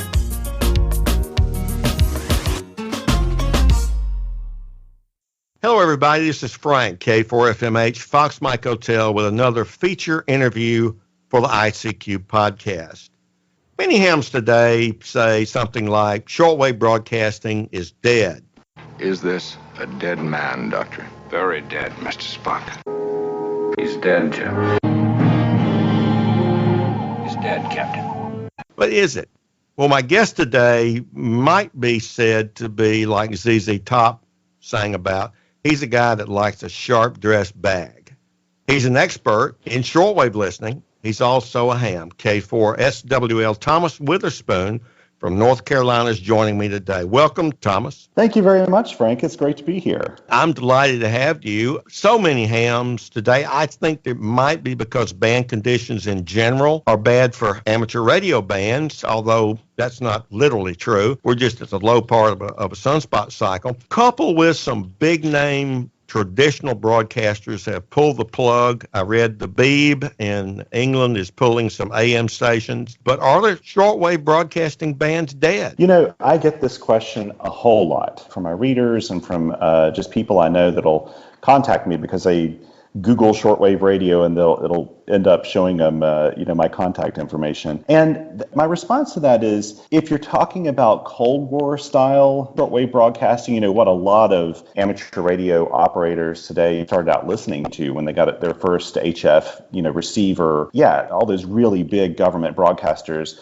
shortwave radio as a medium is sort of sunsetting for them. A lot of them don't want to invest the resources in having a large transmitting station. But if you ask me if it's dead, absolutely not. The shortwave radio broadcast bands are just chock full of really interesting things, I believe. And so the people that come to me and say, oh, it's dead, it's not worth listening to, they're just not listening. I can appreciate that. And let me just give our listeners a little bit of insight from what you do. You've done a number of things, some very important things. One of the blogs that I read about every time a post hits my RSS feed is swling.com. For our listeners, that is published by Thomas. He has a very active blog there. Multiple stories per day, it seems like. I haven't counted them, but that's probably not an inaccurate answer. Thomas is also very active ham into QRP radio, and he gets out. He blogs and talks about getting out with low power and different rigs, different antennas, and different locations. He gets into a lot of park. And another thing Thomas has done, which I'll ask him about, is he's tried to bring Ears to the World, which was, unfortunately, a nonprofit organization that helps underdeveloped parts of the world. On the ICQ podcast, we have routinely covered stories of where radio came to the rescue, particularly where there are disasters in underdeveloped parts of the world. So we're going to talk a bit about that. Let's come back to what our guest is telling us. No, shortwave broadcasting is not dead. In fact, if you want to hear the Russians, you can. They have number stations. Tell us about number stations. There was a show called The Americans here on United States television just a few years ago, and it featured spies from Russia who were plants here in the U.S., and they posed as Americans, kind of a traditional plot, and they had secret shortwave transmitters and listeners, and they used number stations. Tell us a little about number stations, Thomas. Well, number stations are really fascinating. And it used to be, especially during the Cold War era, they were just everywhere. And when I was a kid, I didn't really know what they were. You would just hear a broadcaster. They usually have a little ditty at the beginning, sort of like an interval signal, just something to let the operative in a country, in some dark room, with a little lamp and their one-time use notepad to decrypt the transmission. They'd listen to that little ditty, they would copy down the numbers, and then they'd do a decryption. And then they'd burn that piece of paper because what made this work is the encryption key was good for only one use. And then they would change the encryption key. But it really leveraged the power of shortwave radio and HF radio in general, which is that when you broadcast, first of all, especially back in the Cold War era, they didn't have really sophisticated ways to figure out where the signal was coming from. They could have a pretty general idea doing triangulation and stuff, but it was kind of anonymous where it was coming from. Countries denied when they did these broadcasts. And for a short period of time, the radio direction finding stuff, it was very difficult to actually get them because they were in and out. Exactly. Shortwave radio has no regard for national borders whatsoever. You can't stop that signal from coming in. So you can, and then the receiver, when you've got someone just listening to a radio, especially if they've got headphones on, unless someone sees or hears them listening to the radio, there's total anonymity. So you can be within a country, carry this device, which is a pretty common device, especially back then, you're just carrying a radio. No one can really track that you're listening to a number station. So it still is a really covert way that people can decrypt a message, a one-way message from headquarters. So in other words, that's very different than, say, looking at your web browser and seeing what you've been looking at. Yeah, exactly. You can't tell what someone's been listening to on their radio. Yeah, exactly. That's the reason why you still have number stations out there. Now, they're a lot less than there used to be, but one of them, the one that you're referring to, the buzzer, they call it, UVB76, you can tune into it. In fact, you can get onto one of the web SDRs. I think there are even some that are dedicated to the buzzer. You can tune it. Especially if you live in Europe, you can hear it pretty easily, probably on your radio. It's on, I think, like around 4625, 4810 kilohertz, if memory serves. I haven't listened to it in a while, but sometimes I would just leave it on and listen to it, especially through a web SDR. There's another really, I guess you'd say, popular number station called HM01, which comes out of Cuba. It's a Cuban number station, and they actually mix traditional numbers, just reading numbers off with these data bursts. And the data bursts give the person doing the receiving a lot more information in, quicker packets, I guess, or whatever. But that's one of there's kind of an underground nature to shortwave radio besides all just the big broadcasters. One thing I want to point this out to our listeners. The U.S. has been very involved in this as well. The person who started what we now call the CIA, who was with the OSS, in his biography, Alan Dulles, The Craft of Intelligence, talks about how U.S. spies also used numbers, one-off pads. And so while I was sort of making fun of our rival, Russia, the United States has used that as part of their tradecraft as well. And it's still active today, as Thomas was telling us about. If you looked at swling.com and the blog that Thomas is very active, and you look under About, the first thing you see is something I want to bring to our listeners who might be hams and think, gosh, is there anything to listen to there? He has a neat little graphic, and it's called The Secret World. Because I dare say those of us who came from shortwave listening, as Thomas did and I did before they kind of got into amateur radio, they understand that broad variety of signals that are out there. And just because it's amateur radio doesn't make the signal necessarily that much different. There's a lot of stuff to listen to. Let's broach from number stations to pirate radio. Now, our listeners are probably familiar with Alan Weiner, the owner of WBCQ, now has the big flamethrower in Maine. He started out trying to mimic Radio Caroline from United Kingdom. They wanted to hear their rock and roll instead of what the BBC wanted them to listen to. And so Radio Caroline was a pirate station back in the 60s.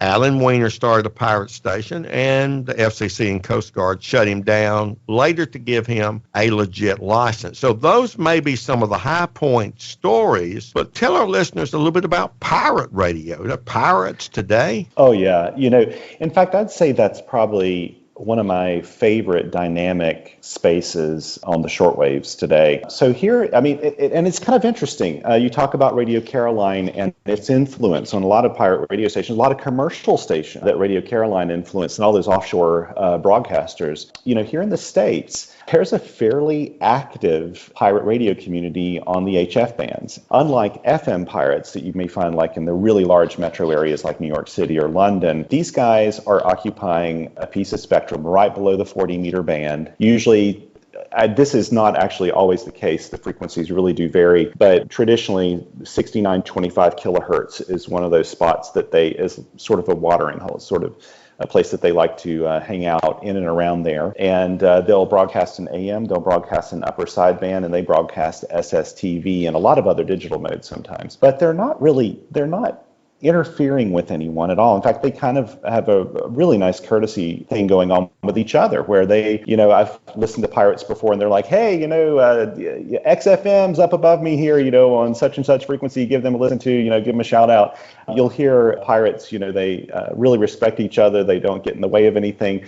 But the cool thing is the content is just so amazing because, it gives these home producers a chance to, put their shingle out there and do broadcasts that they want. And you'll hear a little bit of everything. It's not for the faint of heart, right? Here in the States, I find there's a really wide variety. I've listened to pirates that, one of my favorites is Radio Casablanca. I haven't heard them in a while, but the DJ for that, he goes by Jack Blaine because it has everything to do with the movie Casablanca. And I've written reception reports to him before, and I wouldn't hear back from him for a little while, and then he would write back and say, "I'm sorry, I'm with the I'm deep underground with the French Resistance right now. I'll have to get back to you later." And but he'll play music of the era. I've heard one that was kind of Civil War based called Hardtack Radio. There's lots of rock and roll stations. There's one called Wolverine Radio. It's very, very active. But there are many, many, many more. There are just tons of them. And a really good website for finding out where these stations are, how to find them, and live loggings is HF Underground. That's a great site to kind of track where pirates are. But I do find that a lot of the European pirates, and we can't hear them here in the States, but those of you who live in the UK or in Europe or wherever out that way, you'll be able to hear pirates too. There are quite a lot of them in the UK. There's some in Ireland, a lot in the Netherlands, actually, and Greece. But I do find that you still hear the Radio Caroline influence in a lot of the European pirate radio stations. Thomas, you're involved in QRP, and I want to get to that subject here in a moment. But is there a parallel between the challenge of QRP DXing and chasing shortwave broadcasts like pirate? You talk about throwing me a softball. Yes, absolutely. I get a real thrill out of it. I mean, I've gotten stations before, and a lot of these pirates these days, you email the pirate radio operator. They'll give you an email address and you email them. It used to be you'd have a mail drop. You'd send it to a mail drop in New York State or Pennsylvania, here in the States, at least stateside. And the mail drop would then communicate with the pirate and you get your QSL card back. Now it's via email, and quite often I'll pick up a station. They sound wonderful. Sometimes I have to struggle if conditions aren't that great, but you'll hear that maybe they were broadcasting in AM and is only 20 watts. You know good and well that they're not in your neighborhood. I mean, I've heard some people say that if you took a circle and you drew like a 90-mile radius around Philadelphia, that you'd probably hit 75% of all the US-based pirate radio stations. It's a very, very heavy area up there. But there's a real thrill in it for me to pick up these, because these are basically QRP broadcasters. Now, you're in the mountains of North Carolina, and I'll go out on a limb here and dare say this. Those who like fly fishing, they like that thrill. They like the same thrill you're talking about, sir. Yeah, you're right. You're absolutely right. And fly fishing is very big here. Absolutely. I want to share with our listeners my little quip about my guest is someone who likes a sharp-dressed bag.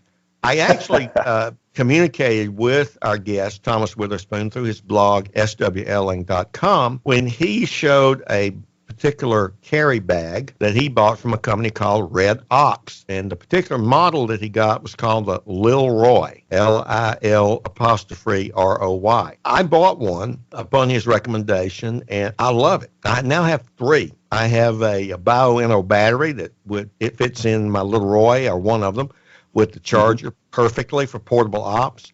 I have an MFJ 939Y auto tuner that it fits in perfectly. I use that with a Yaesu FT891. Now, it goes into a small Gator case that's the soft cover version for a wireless mic system, and that just fits perfectly.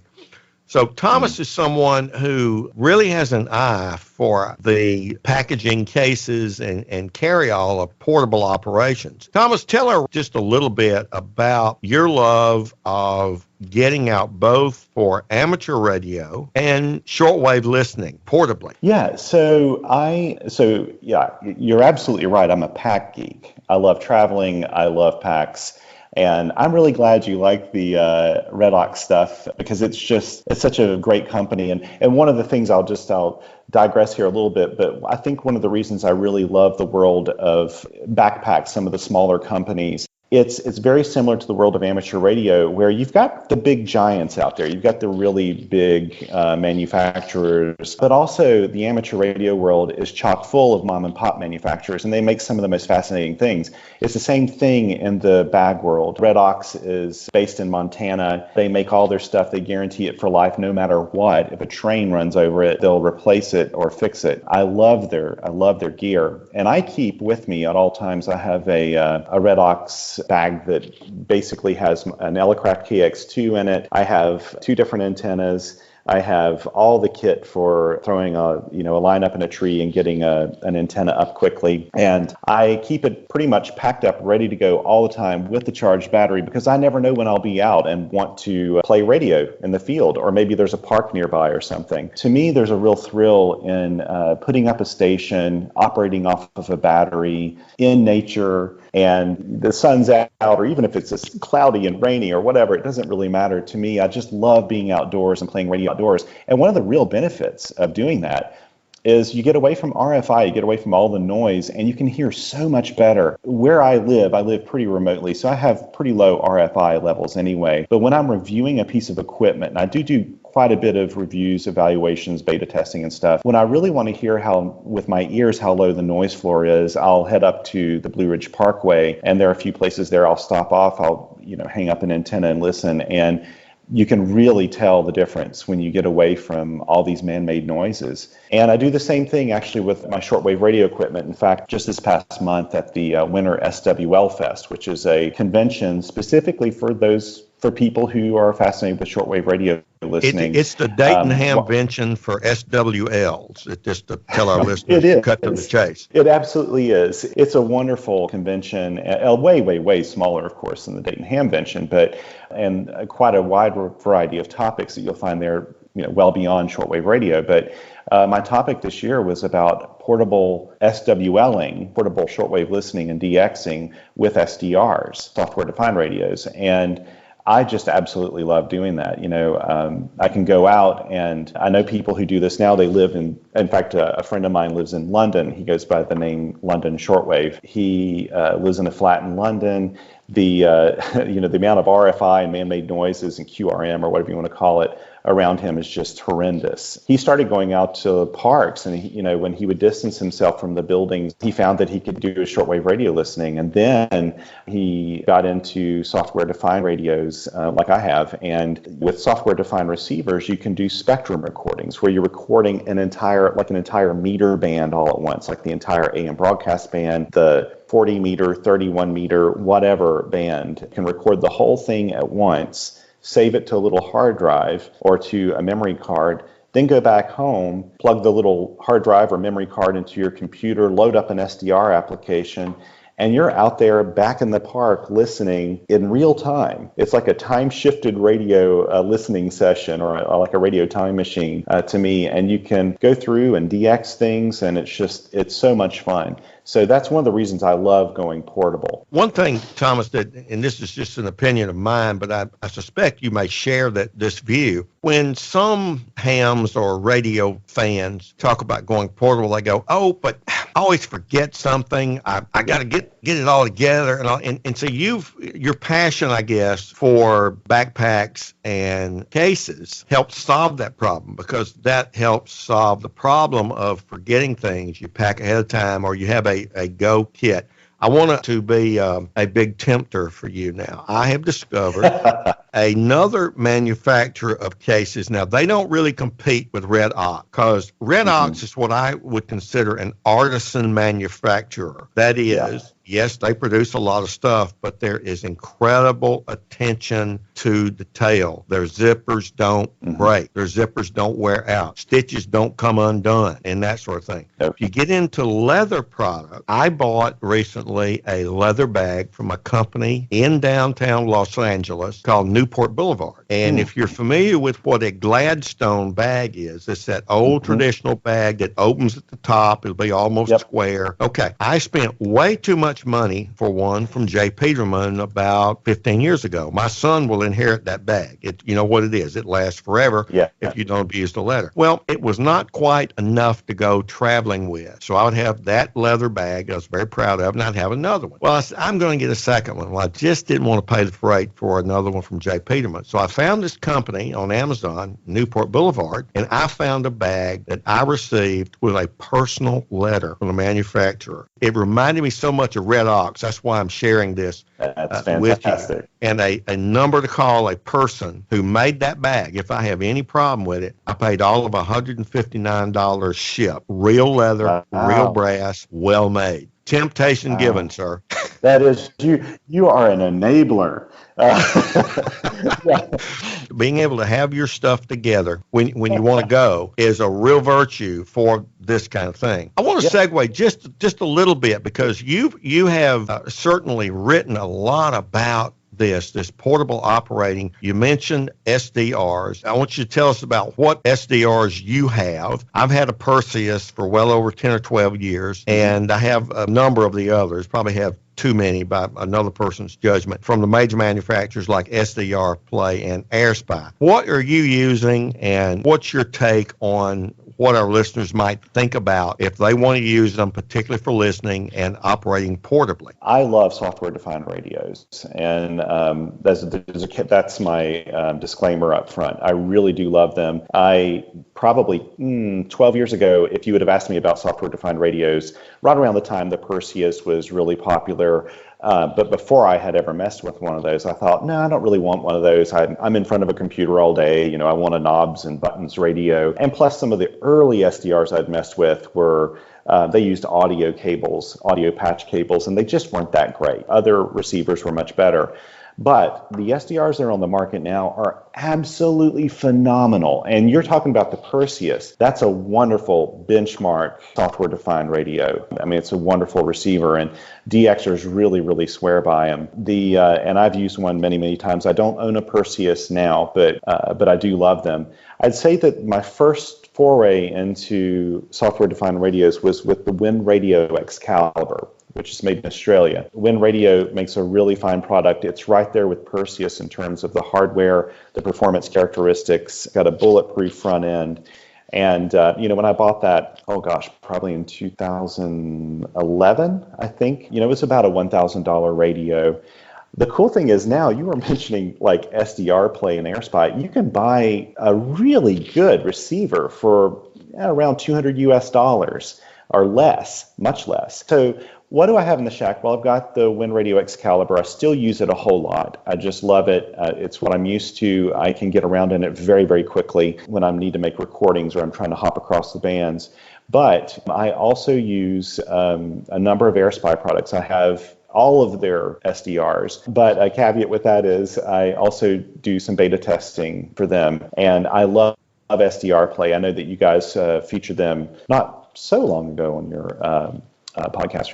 We've done interviews with them primarily at Hamvention and some other rallies over in England. So they're a United Kingdom company. It just kind of makes it easy to cover what they're doing. Yeah, and they're wonderful. They really respond to their customers' requests. They make great products. But the cool thing is you can get for them for about $100 US, you can get the RSP-1A, which is a phenomenal software-defined radio. I mean, it's great. It covers from 1 kilohertz up to 2 gigahertz. So basically anything you want to listen to that people would normally listen to, you can do it with that $100 radio. They also, recently released 2 different radios I really love. The RSP Duo, which has 2 tuners in it that'll allow you now with their software, with their own application called SDR Uno, allows you to do true diversity reception. That's for less than $300 US.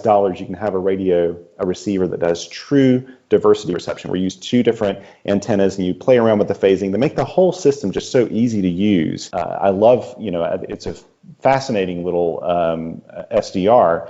And then also their latest is the RSP DX, which has very, very high dynamic range down in the medium wave bands and lower. So like around 2 megahertz and lower, very high dynamic range receiver. And it's a great one. And that's actually one of the ones I carry in my portable kit now. So SDR Play, love them. Also AirSpy, the 2 SDRs I love the most from them are the HF Plus and the HF Plus Discovery. Both of these are $200 or less. The HF Plus came out, I don't know, maybe 2 years ago. And it's primarily focused on the HF bands. Both of these are. It became my go-to SDR. I have a shack that's built like a U, and in the bottom of the U, there's a plantation shutter window. I never miss a UPS or FedEx truck or mail person. I mean, because I'm looking at them. One side's my ham station. The other side's kind of my monitoring listening station. And that one radio, particularly with their firmware update, it became my go-to receiver when I wanted to focus on something. So it really caught my heart very quickly. I do have all the others you mentioned, though, as well. It's a wonderful receiver. The HF Plus is just, the thing is, for $200, and I think the HF Plus Discovery, which is their latest one, which is $169, you can really approach the performance of that Perseus and Wind Radio Excalibur on the HF bands. And that is just, amazing. That you can do that for that price. And it'll go in a shirt pocket very easily. They're just the radio. They're teeny. Yeah, the HF Plus is the larger of the 2, if you want to call it large.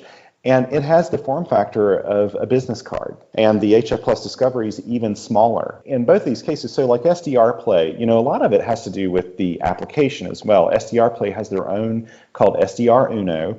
AirSpy has one that used to be called SDR Sharp. Maybe it is, or maybe it's called AirSpy now. Their own application. So those 2 take advantage of the hardware as much as they possibly can.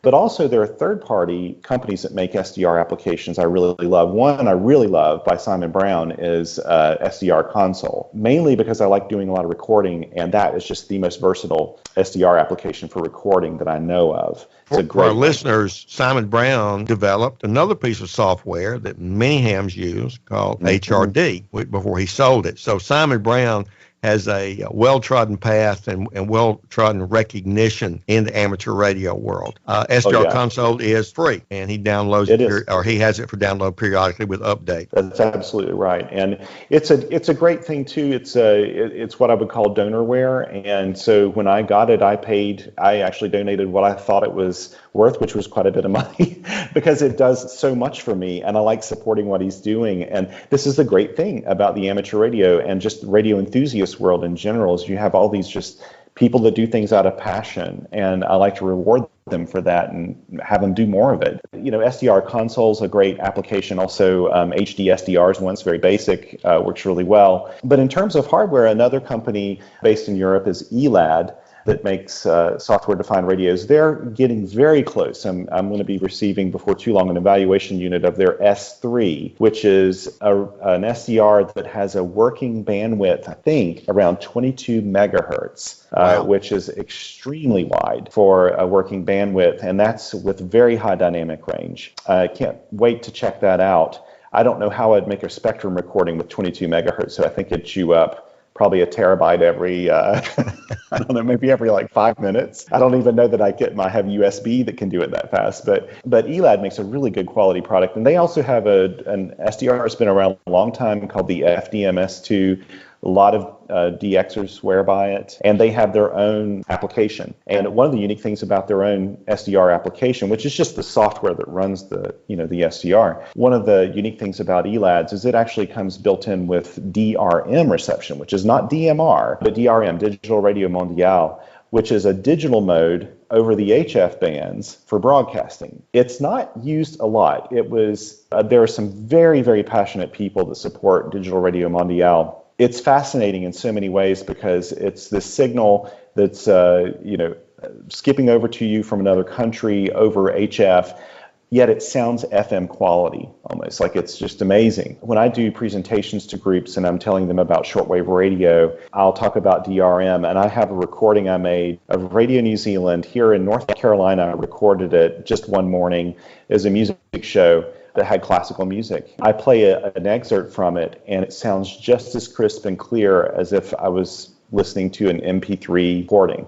Absolutely no fading, no nothing. It's just perfect. It just sounds wonderful. But the problem is there aren't a lot of DRM receivers other than what enthusiasts use with software-defined radios. There are a few portables coming out because India has adopted DRM as their digital mode of choice for in-country broadcasting and also for international broadcasting. So there are a few products coming out, but it's kind of late for that technology. So we'll have to see where that goes. But the ELAD software actually has that built in. You have kind of hit upon a point that I want to emphasize to our listeners. If you say there's nothing on, well, there probably is, but you have to find it. And swling.com is a great location to kind of keep up, to immerse yourself a little bit into that literature and all the different niches, whether it's numbers, pirates, broadcasting, and that sort of thing. Our guest, Thomas Witherspoon, is telling us a bit about this, but you can find a lot of content. And I would throw this out for a brief discussion, Thomas. You have a master's degree in social anthropology. I have a kindred degree in sociology and statistics. And often people say something's dead. Well, when it's really just changing. So with that change, you're able now to find things that you couldn't find before. And witness, if you'd like the 1960s Radio Caroline style rock and roll music, WTWW, just outside of Nashville, with Ted Randall and his family at 5085. That's a backup spare transmitter, technically, for their paid religious programming. But at 8 p.m., usually Central Time, 8 p.m. He's usually spinning records, controlling it remotely from his house. So you can find a lot of stuff. And so let's come back to our main point. Is shortwave broadcasting dead? I think maybe the answer you and I both might argue is no, but it is changing in a number of different ways. I want to shift just a little bit and ask you a deeply religious question, and it's one that has required shortwave enthusiasts to really pray about. Should you buy the Texan PL880 or wait for the 990 to be released? You know what? So from what I understand, so both of these, Texan is the major manufacturer of portable radios these days. All shortwave portable radios that are sort of mass produced are produced out of China. Texan is the main company, and they make a really good quality product most of the time. Most of their radios are very good. The PL880 has been around a long time now. I don't know how many years, maybe 5 years. It has wonderful audio, great reception characteristics. This is overall a great radio. The PL990 has been held up a bit because of the coronavirus and also Chinese New Year. They were shut down for that. It's supposed to come out later on this year. I don't know when, but I understand that it has some performance advantages over the PL880. I hope it does. I'll find out if it does. But they released one last year within China, sort of like a domestic version, really that was not a fully complete radio. They wanted to get it out in time for a big anniversary celebration, so they made a first pre-production run of these. If you see any out on the market right now, those are the pre-production run. The export version, which has the final firmware, all the upgrades, and a few tweaks to the front panel, that is not yet out in the wild. And so I would say if you're not in a hurry, I would wait for the PL990 because I think that it very well could be worth waiting for. That would be my answer to that. But at the same time, if you have no other receiver and you want to listen to something, you could always grab, another radio like a Texan PL310ET, which is a smaller radio. It doesn't do single sideband or anything, but it's a great broadcast listening radio that you can keep in your car or take along with you. It's very small, very portable, very nice radio. And you could listen to that until you wait for the PL990 to hit the market because of all this current pandemic we're dealing with, it has slowed down a lot of the supply chains and production. So I don't really know. Thomas has given us the gospel. If you have to get one, get a cheaper one, wait for the 990. And you heard it here.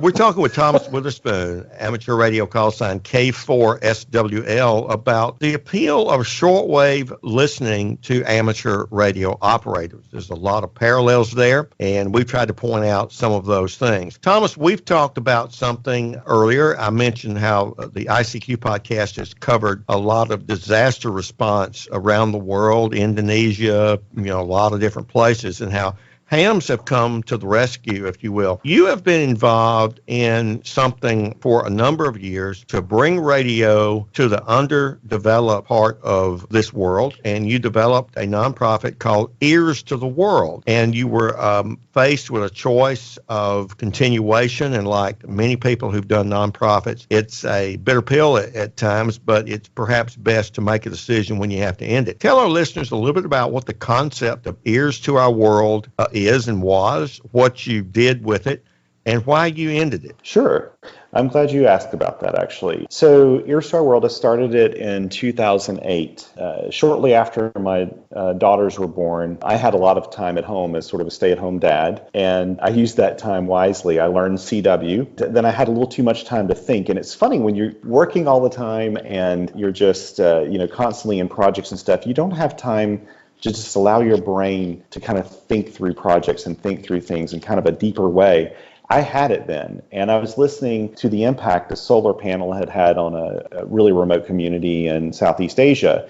One of the things I heard in this documentary, it's like a radio documentary, was the impact that it had in terms of charging a battery so that they could hook up a radio and listen to some broadcasts on it. And I thought, well, now we have hand-cranked radios, things like that, that even make that much, much easier. There was a company, Free Play Radio, out of South Africa, started by Trevor Bayless, with his clockwork radios, where you'd wind them up and they had a spring inside. Well, they went on to create Free Play and produced radios out of South Africa and then later in China. And sort of a nonprofit spun off of that used to be called the Free Play Foundation. I think now they're called For Life Energy or something. But anyway, they would distribute radios in this really big way, hundreds of radios to communities in Africa is really where they focus a lot of their efforts. And they would have listening communities, and some of the broadcasts that were, on the air would help people with making decisions about farming, and they could pick up the weather. They had listening groups. It was really fascinating. My focus has always been on education, and I started looking around and talking with friends that were in the nonprofit world, and discovered there's a real need in remote and rural, impoverished areas of the world for information via radio because they were outside the scope of any mobile phone network, especially at the time. Really didn't even have, even if they had mobile phones, they didn't really have a way to recharge them because they didn't have power. And so we started specifically working in schools, and I did an initial project in Kenya working with schools and taking self-powered shortwave radios by the Eton Corporation, which is one of the big manufacturers of self-powered radios. They caught wind of what I was doing through Fred Osterman at Universal Radio, who actually donated our very first radios that we used for that project. Then the next thing I know, there's a truck arriving with pallets full of radios. Because Eton donated a ton of radios to us, and it really gave us all of inventory we needed to do what we do. And so we formed it into a 501c3 nonprofit organization. Right around the same time we did that, the Wall Street Journal picked up on it and did a big spread on us in their magazine. It really started us off, and we enjoyed many years of success. And in fact, we've had success up until last year, at the very end of last year, when we decided to dissolve as an organization. We have done so many projects throughout Africa, lots of projects in Haiti, Central America. I used to work with the Police Council for the Visually Impaired. And one of the things I learned when I was studying social anthropology was, a lot of organizations go in and they try to do something good for a group of people, but they just end up just screwing up everything, along the way. Right. With the best of intentions, they just have an impact sometimes on community structures that are there. They sometimes, in fact, the thing I worried about in the very early days, we never gave the radios to kids because I didn't want the kids to become a target of theft. I didn't want to put them in harm's way with what we were doing. We always had an accountability loop in what we were doing for us to continue working with a group, with a class, with teachers, the school. We had to get our old radios back. And it wasn't that we really wanted them. Yeah, we wanted a few to kind of see how they were handled over time, how they were holding up, but mainly to make sure they weren't sold or anything like that, instantly, because a lot of NGO products that are sent out into the field, they just get sold immediately and never really see the use that they were supposed to have. But we had a lot of success, really enjoyed it, worked with some amazing partners. But last year, just in both sides of our family, there were just more family needs with our parents, my wife's father and my parents. My mom especially was just having some, medical difficulty and needed a lot more attention. And so by the end of the year, I kind of saw the writing on the wall, and I knew that I needed to do, this. I have been a very, very big believer in charity beginning at home. And so something had to go, and I looked at the nonprofit because as much as I loved it, running a nonprofit organization is a lot of work, a lot of overhead. There are a lot, you've got taxes, you've got accounting, you've got donors to communicate with, all those things. They just take up a lot of time. And there wasn't really, we were an all-volunteer organization. We did what we did without grants. We just had private donors that just believed in what we were doing. People would do monetary and in-kind donations for us, and we just made it work. Well, it's hard to advertise for an executive director position where there's no salary, Right. So we just decided to dissolve it, and it actually doesn't mean that I've stopped doing what I do. And in fact, a lot of my roles had turned more into volunteer consulting for other nonprofits that are trying to work out technical, issues. Like right now, I'm helping Project Education South Sudan figure out a way to get satellite internet into one of the areas where they're working in an affordable way and in sort of a sustainable way through maybe a business model. I still try to help some of the partners we work with get the resources they need. I'm just not doing it through their nonprofit at this point. I'm kind of a volunteer for them. For our listeners, there's a parallel to amateur radio in many ways. We create nonprofits. Some of them are emergency ARES groups, ham clubs, and some become official 501c3 in the United States, tax-exempt status. You think, well, this is wonderful, it'll go on forever. But if you take one of the mantras of volunteer organizations, the 80-20 rule, 20% of the people will do 80% of the work, and at some point in time, they have other needs. And so without that kind of transition, you did this for over 10 years, you did a lot of good in this world, and brought a lot of radio to where sometimes in the first world, we take it for granted, oh, everybody's got radio and TV too, right? Well, no, they don't.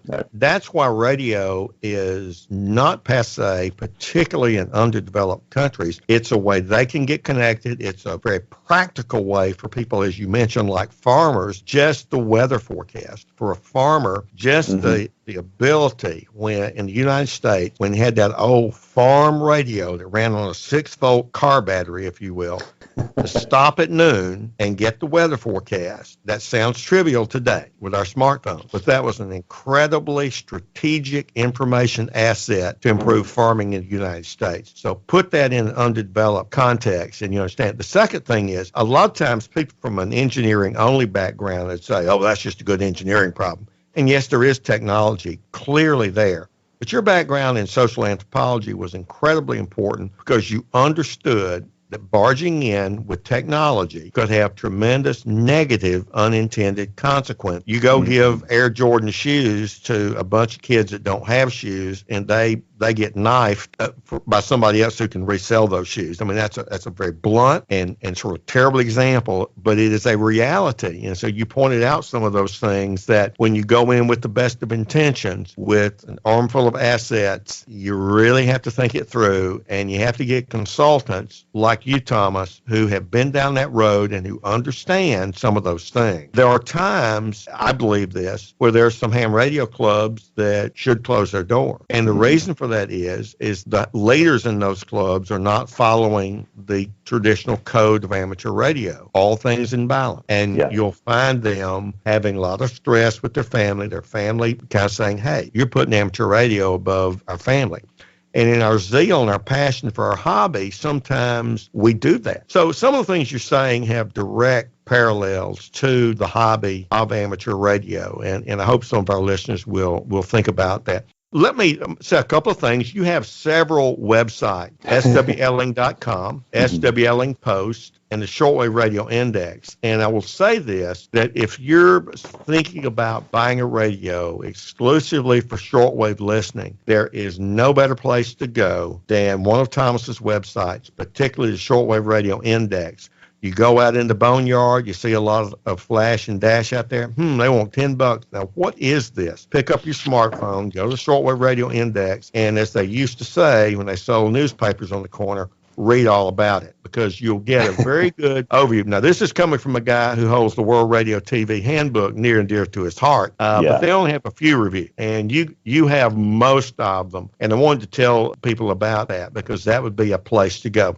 I want to wind up with this, Thomas. Hams who are listening to this, and they really haven't come from the background you and I have from shortwave listening, can they do a decent job with standard ham transceivers? Give us a little bit of a spin on what our listeners could do just using gear they already have. Yeah, absolutely. In fact, that's one of the really cool things that have happened over the past decade or two is that ham radio transceivers used to be, like especially in the early days when you had a general coverage transceiver, meaning that it, could receive all the stuff between the ham bands. There was a lot of compromise there. Sometimes it even compromised the, ham band stuff. Today, with modern transceivers, they're almost all general coverage and usually have variable bandwidths. You can listen in AM. I mean, you can listen to a lot of things like the ICOM IC7300, which has got to be one of the most popular transceivers out there right now. It's a great receiver. You can do a lot of broadcast listening with it. Is it as good as using a dedicated tabletop receiver made for broadcast listening?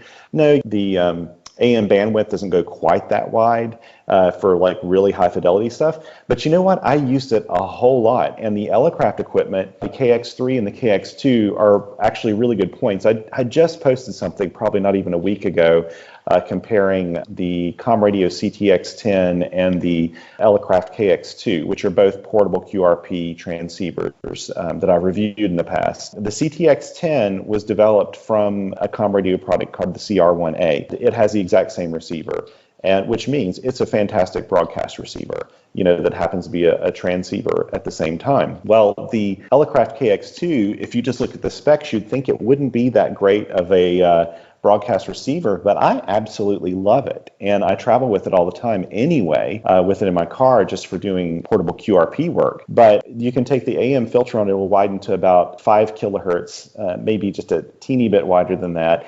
And if you're listening with headphones, which I usually do in the field, there's an audio effects setting that you can do that kind of broadens the sound, and it actually sounds really nice.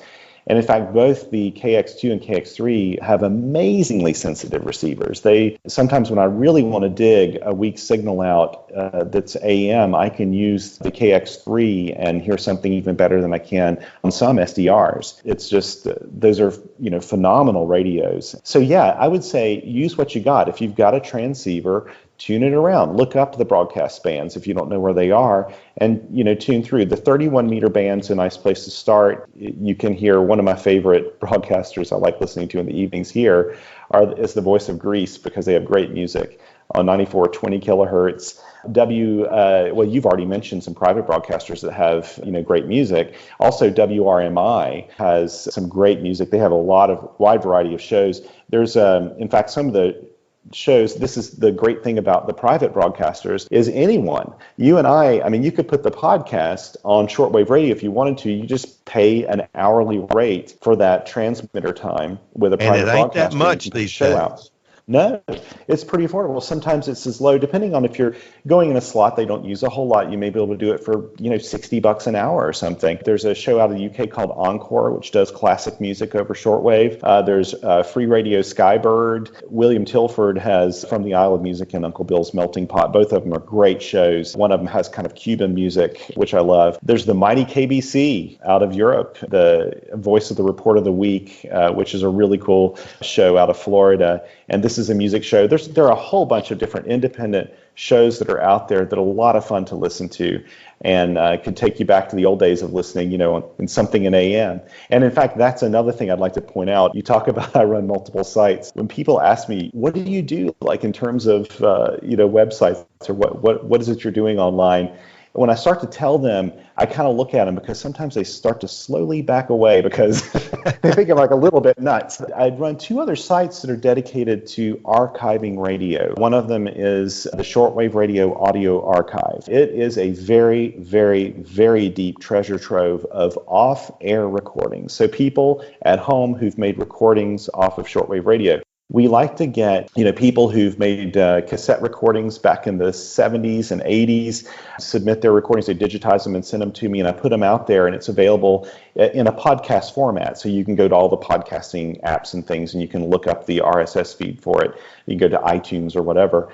And there's no commentary, there's no nothing like that. It is just a recording with notes that tells you about the recording, where it was made, when it was made, what time, what frequency, who submitted the recording, where they lived. We usually try to fill in all those details. We have just, months worth of listening that we've loaded on that, including pirate radio stations, number stations, utility stations, lots of broadcasters, music programs and everything. The really cool thing about that was probably 3 years ago, I was contacted out of the blue. In fact, I didn't believe it at first. I thought it was just kind of like a spam email, but the Wire magazine out of the UK, which is for musicians, contacted me and said, hey, we're going to be doing a piece on your archive. Just wanted you to know it'll be in September or whatever. And I really didn't believe it. And then I got a copy of it and looked. And one of their music critics wrote this really nice piece about how the Shortwave Radio Audio Archive was a place to go for samples, and there's just lots of good material there when you're wanting to incorporate some of that stuff in your music. I'd never even really thought about that, though. I love the sound, Well, that's a good thing for our listeners to keep in mind if they're thinking about. Of course, you can just turn the dial and listen immediately. but also going to that and just sampling some of the different variety of content that you can get there. So that is a great thing. And at some point, should you ever decide to retire that site, think of the Internet Archive. They are archiving all kinds of things. So we don't want to ever lose that. No, in fact, most of the archive, I'd say that probably 90% of all the recordings on the Shortwave Radio Archive are also on the Internet Archive. We actually upload there first, then we put it on our archive. So there's an extra copy of it somewhere. And in fact, that's a good segue into this. But I will also say, if you happen to have at home some cassette tapes of broadcasts that you made recently or years ago, or you've done digital recordings and you like to share them with the world of any kind of off-air broadcast from Shortwave, send them to me. My email address is thomas@swling.com. Send them to me, let me know about it, and I'd love to get some of those in. A lot of those recordings people end up just throwing away because they don't think there's a use for them, but we like sharing them and archiving them for the future. But the Internet Archive is also a partner in another project I started a few years ago called the Radio Spectrum Archive. And it's where we're actually actively saving spectrum recordings from software-defined radios. And you kind of think, well, why would you want to do that? Well, with a spectrum recording, you're not just recording one audio broadcast, you're actually recording radio sort of in its native format. You're recording RF of like an entire broadcast band, like I said earlier. So, for example, here in the U.S., every time there's an election, whether it's a midterm or a full election, I'll record the entire AM broadcast band for a few hours the day before. I'll record it the entire day as the election's happening, and then the next day. And you can hear the election results roll in. You can tune through it and hear what broadcasters are saying. You can hear the static between the stations. I mean, you hear everything as you tune through. It's as if it's live. And I imagine a day where museums will be able to, have a kiosk where people can pull up a recording of some event. I actually spoke about this at Radio Preservation Task Force meeting at the Library of Congress a couple of years ago. It was really well received. And someone from the Wikimedia Foundation put me in touch with the Internet Archive, and they quickly came to the rescue saying, we'll store those massive, massive files. And they say that time travel is just not possible. And it is. There's radio time travel. You can do it right now. Absolutely. Listen, we're giving short shrift to our guest, who is Thomas Witherspoon, call sign K4SWL. Going to briefly mention yet another website he maintains and shares his experiences with QRP operations. That's QRPer.com. I want to encourage all of our listeners to consider taking a look at that, particularly if you're a QRPer yourself. We will have all of his websites in our show notes. And I want to thank Thomas for being with us here today. And if you want to learn a bit more about him, I want to give a shout out to a fellow podcast, Eric Guth, at QSO Today. And episode 110 featured our guest, Thomas Witherspoon, in that episode. And so you can learn a little more about Thomas and his experiences in shortwave listening and amateur radio. I want to thank you once again for being with us. We know you've got a lot of other more important things to do than talk about radio and taking care of your mother, being a husband and father, and that sort of thing, Thomas. So thank you so much for being my guest today on the ICQ podcast. The pleasure was all mine. Thank you so much for having me here. 7-3. 7-3. That's it for our interview with Thomas Witherspoon, K4SWL, a man who loves a sharp-dressed bag. I'm Frank, K4FMH, Fox Mike Hotel, for the ICQ podcast. Until next time, ICQ. Do you?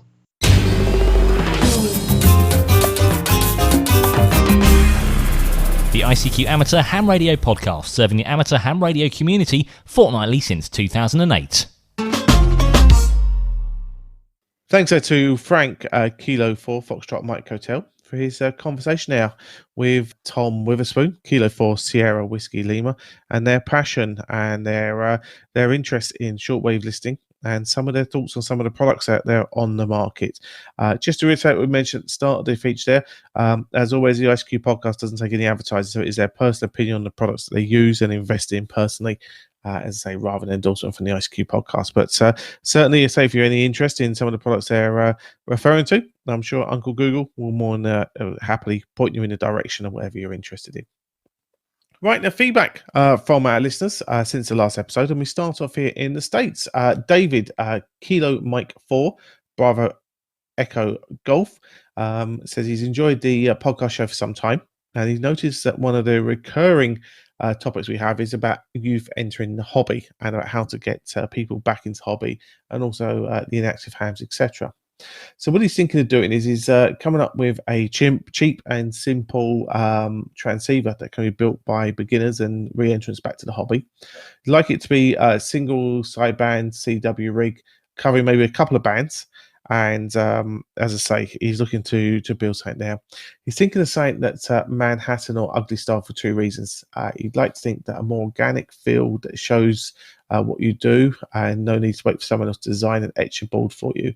And two, I want to build and test these units in a large separate unit, one at a time, in a series of classes that end up with a working rig for the participant. So he said, any ideas on your thoughts, any ideas for the hardware? And he's serious about giving this a try in his area. But he hasn't found any suitable designs yet, and any input would be appreciated. So, as our resident kit builder, one of our resident kit builders, Dad, any thoughts there you can pass on to David?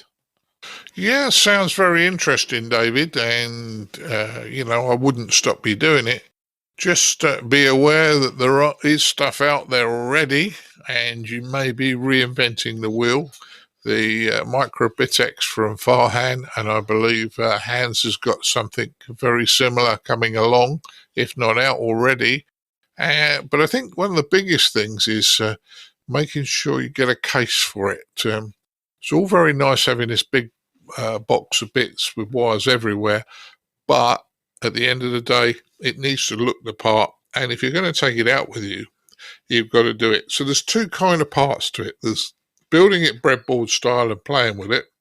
And if you're going to use it seriously, then you've got to really have a case for it. I'm not going to put you off doing it because I'd be interested to see your results. But just think twice before you go out to reinvent the wheel. But don't let me stop you, because you might produce something a lot better than everybody else. Yeah, certainly so. I know Hans's website is qrp-labs.com. Any idea what the other website is that you mentioned there, Dad, on the company? I can't remember off the top of my head, but if you look up for BitX on the internet or micro BitX, you'll find it. Exactly, no problems at all. So let us know how you get on. Okay, so a comment on YouTube from our last episode, and this is from Bob. No call sign, unfortunately, but Bob was suggesting about the UK Foundation intermediate and advanced courses being made available online for distance learning via YouTube. Would be a good way of getting people involved in the hobby, particularly disabled hams, etc. Would benefit upon these ideas there, but they're nowhere to be found. I know we've done there's been a lot of changes recently to the way the UK system works. I wonder, is that something that training centres like yourself, Dad, in Sutton and Cheam, could they produce this sort of stuff, or is this maybe something that's better coming from the national bodies? What do you think? Interesting to put them out onto YouTube. I think your biggest problem putting stuff out onto YouTube is that it does become dated after a period of time. There are syllabus changes and one thing and another. Essex Hams do a great job of online training. So does the group down in Bristol and do the distance learning. So there's people out there doing this sort of stuff. We talked in the features, the news features, about Zoom and online videoing and conferencing and things like that. Unfortunately, they can be a little bit open and not very secure. So I know that other people are using Zoom and bits and pieces to teach and have club meetings, but just be a little bit careful. Take note of what Bill Barnes said, because he gave you some very sensible advice on how to make it more secure. And as Frank said, somebody he knows was running a meeting for the company, and they got hacked, and a porn video got shoved in the middle of it. So, just be a bit careful. It's you never know what's going to happen. Back to you, Colin. Yeah, true.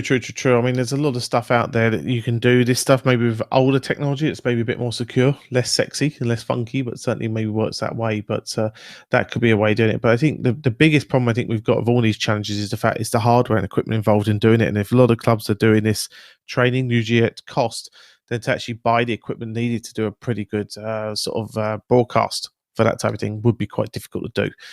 There's a lot of work to do with video. Trust me, guys. We don't do a huge amount of it, but we know how much work goes into it. So, as I say, it probably needs a bit of thinking. Anyway, Bob goes on to pass on some comments regarding your feature. How coax fails. He mentions coax can fail where it passes over something that might rub against it. I've seen it many times where it goes over a gutter or something like that. It may not move very much, but even a tiny movement will rub through in the end and let water in. So if your coax is going over something, slip a bit of plastic pipe or silicone sleeving over it and tape it in place.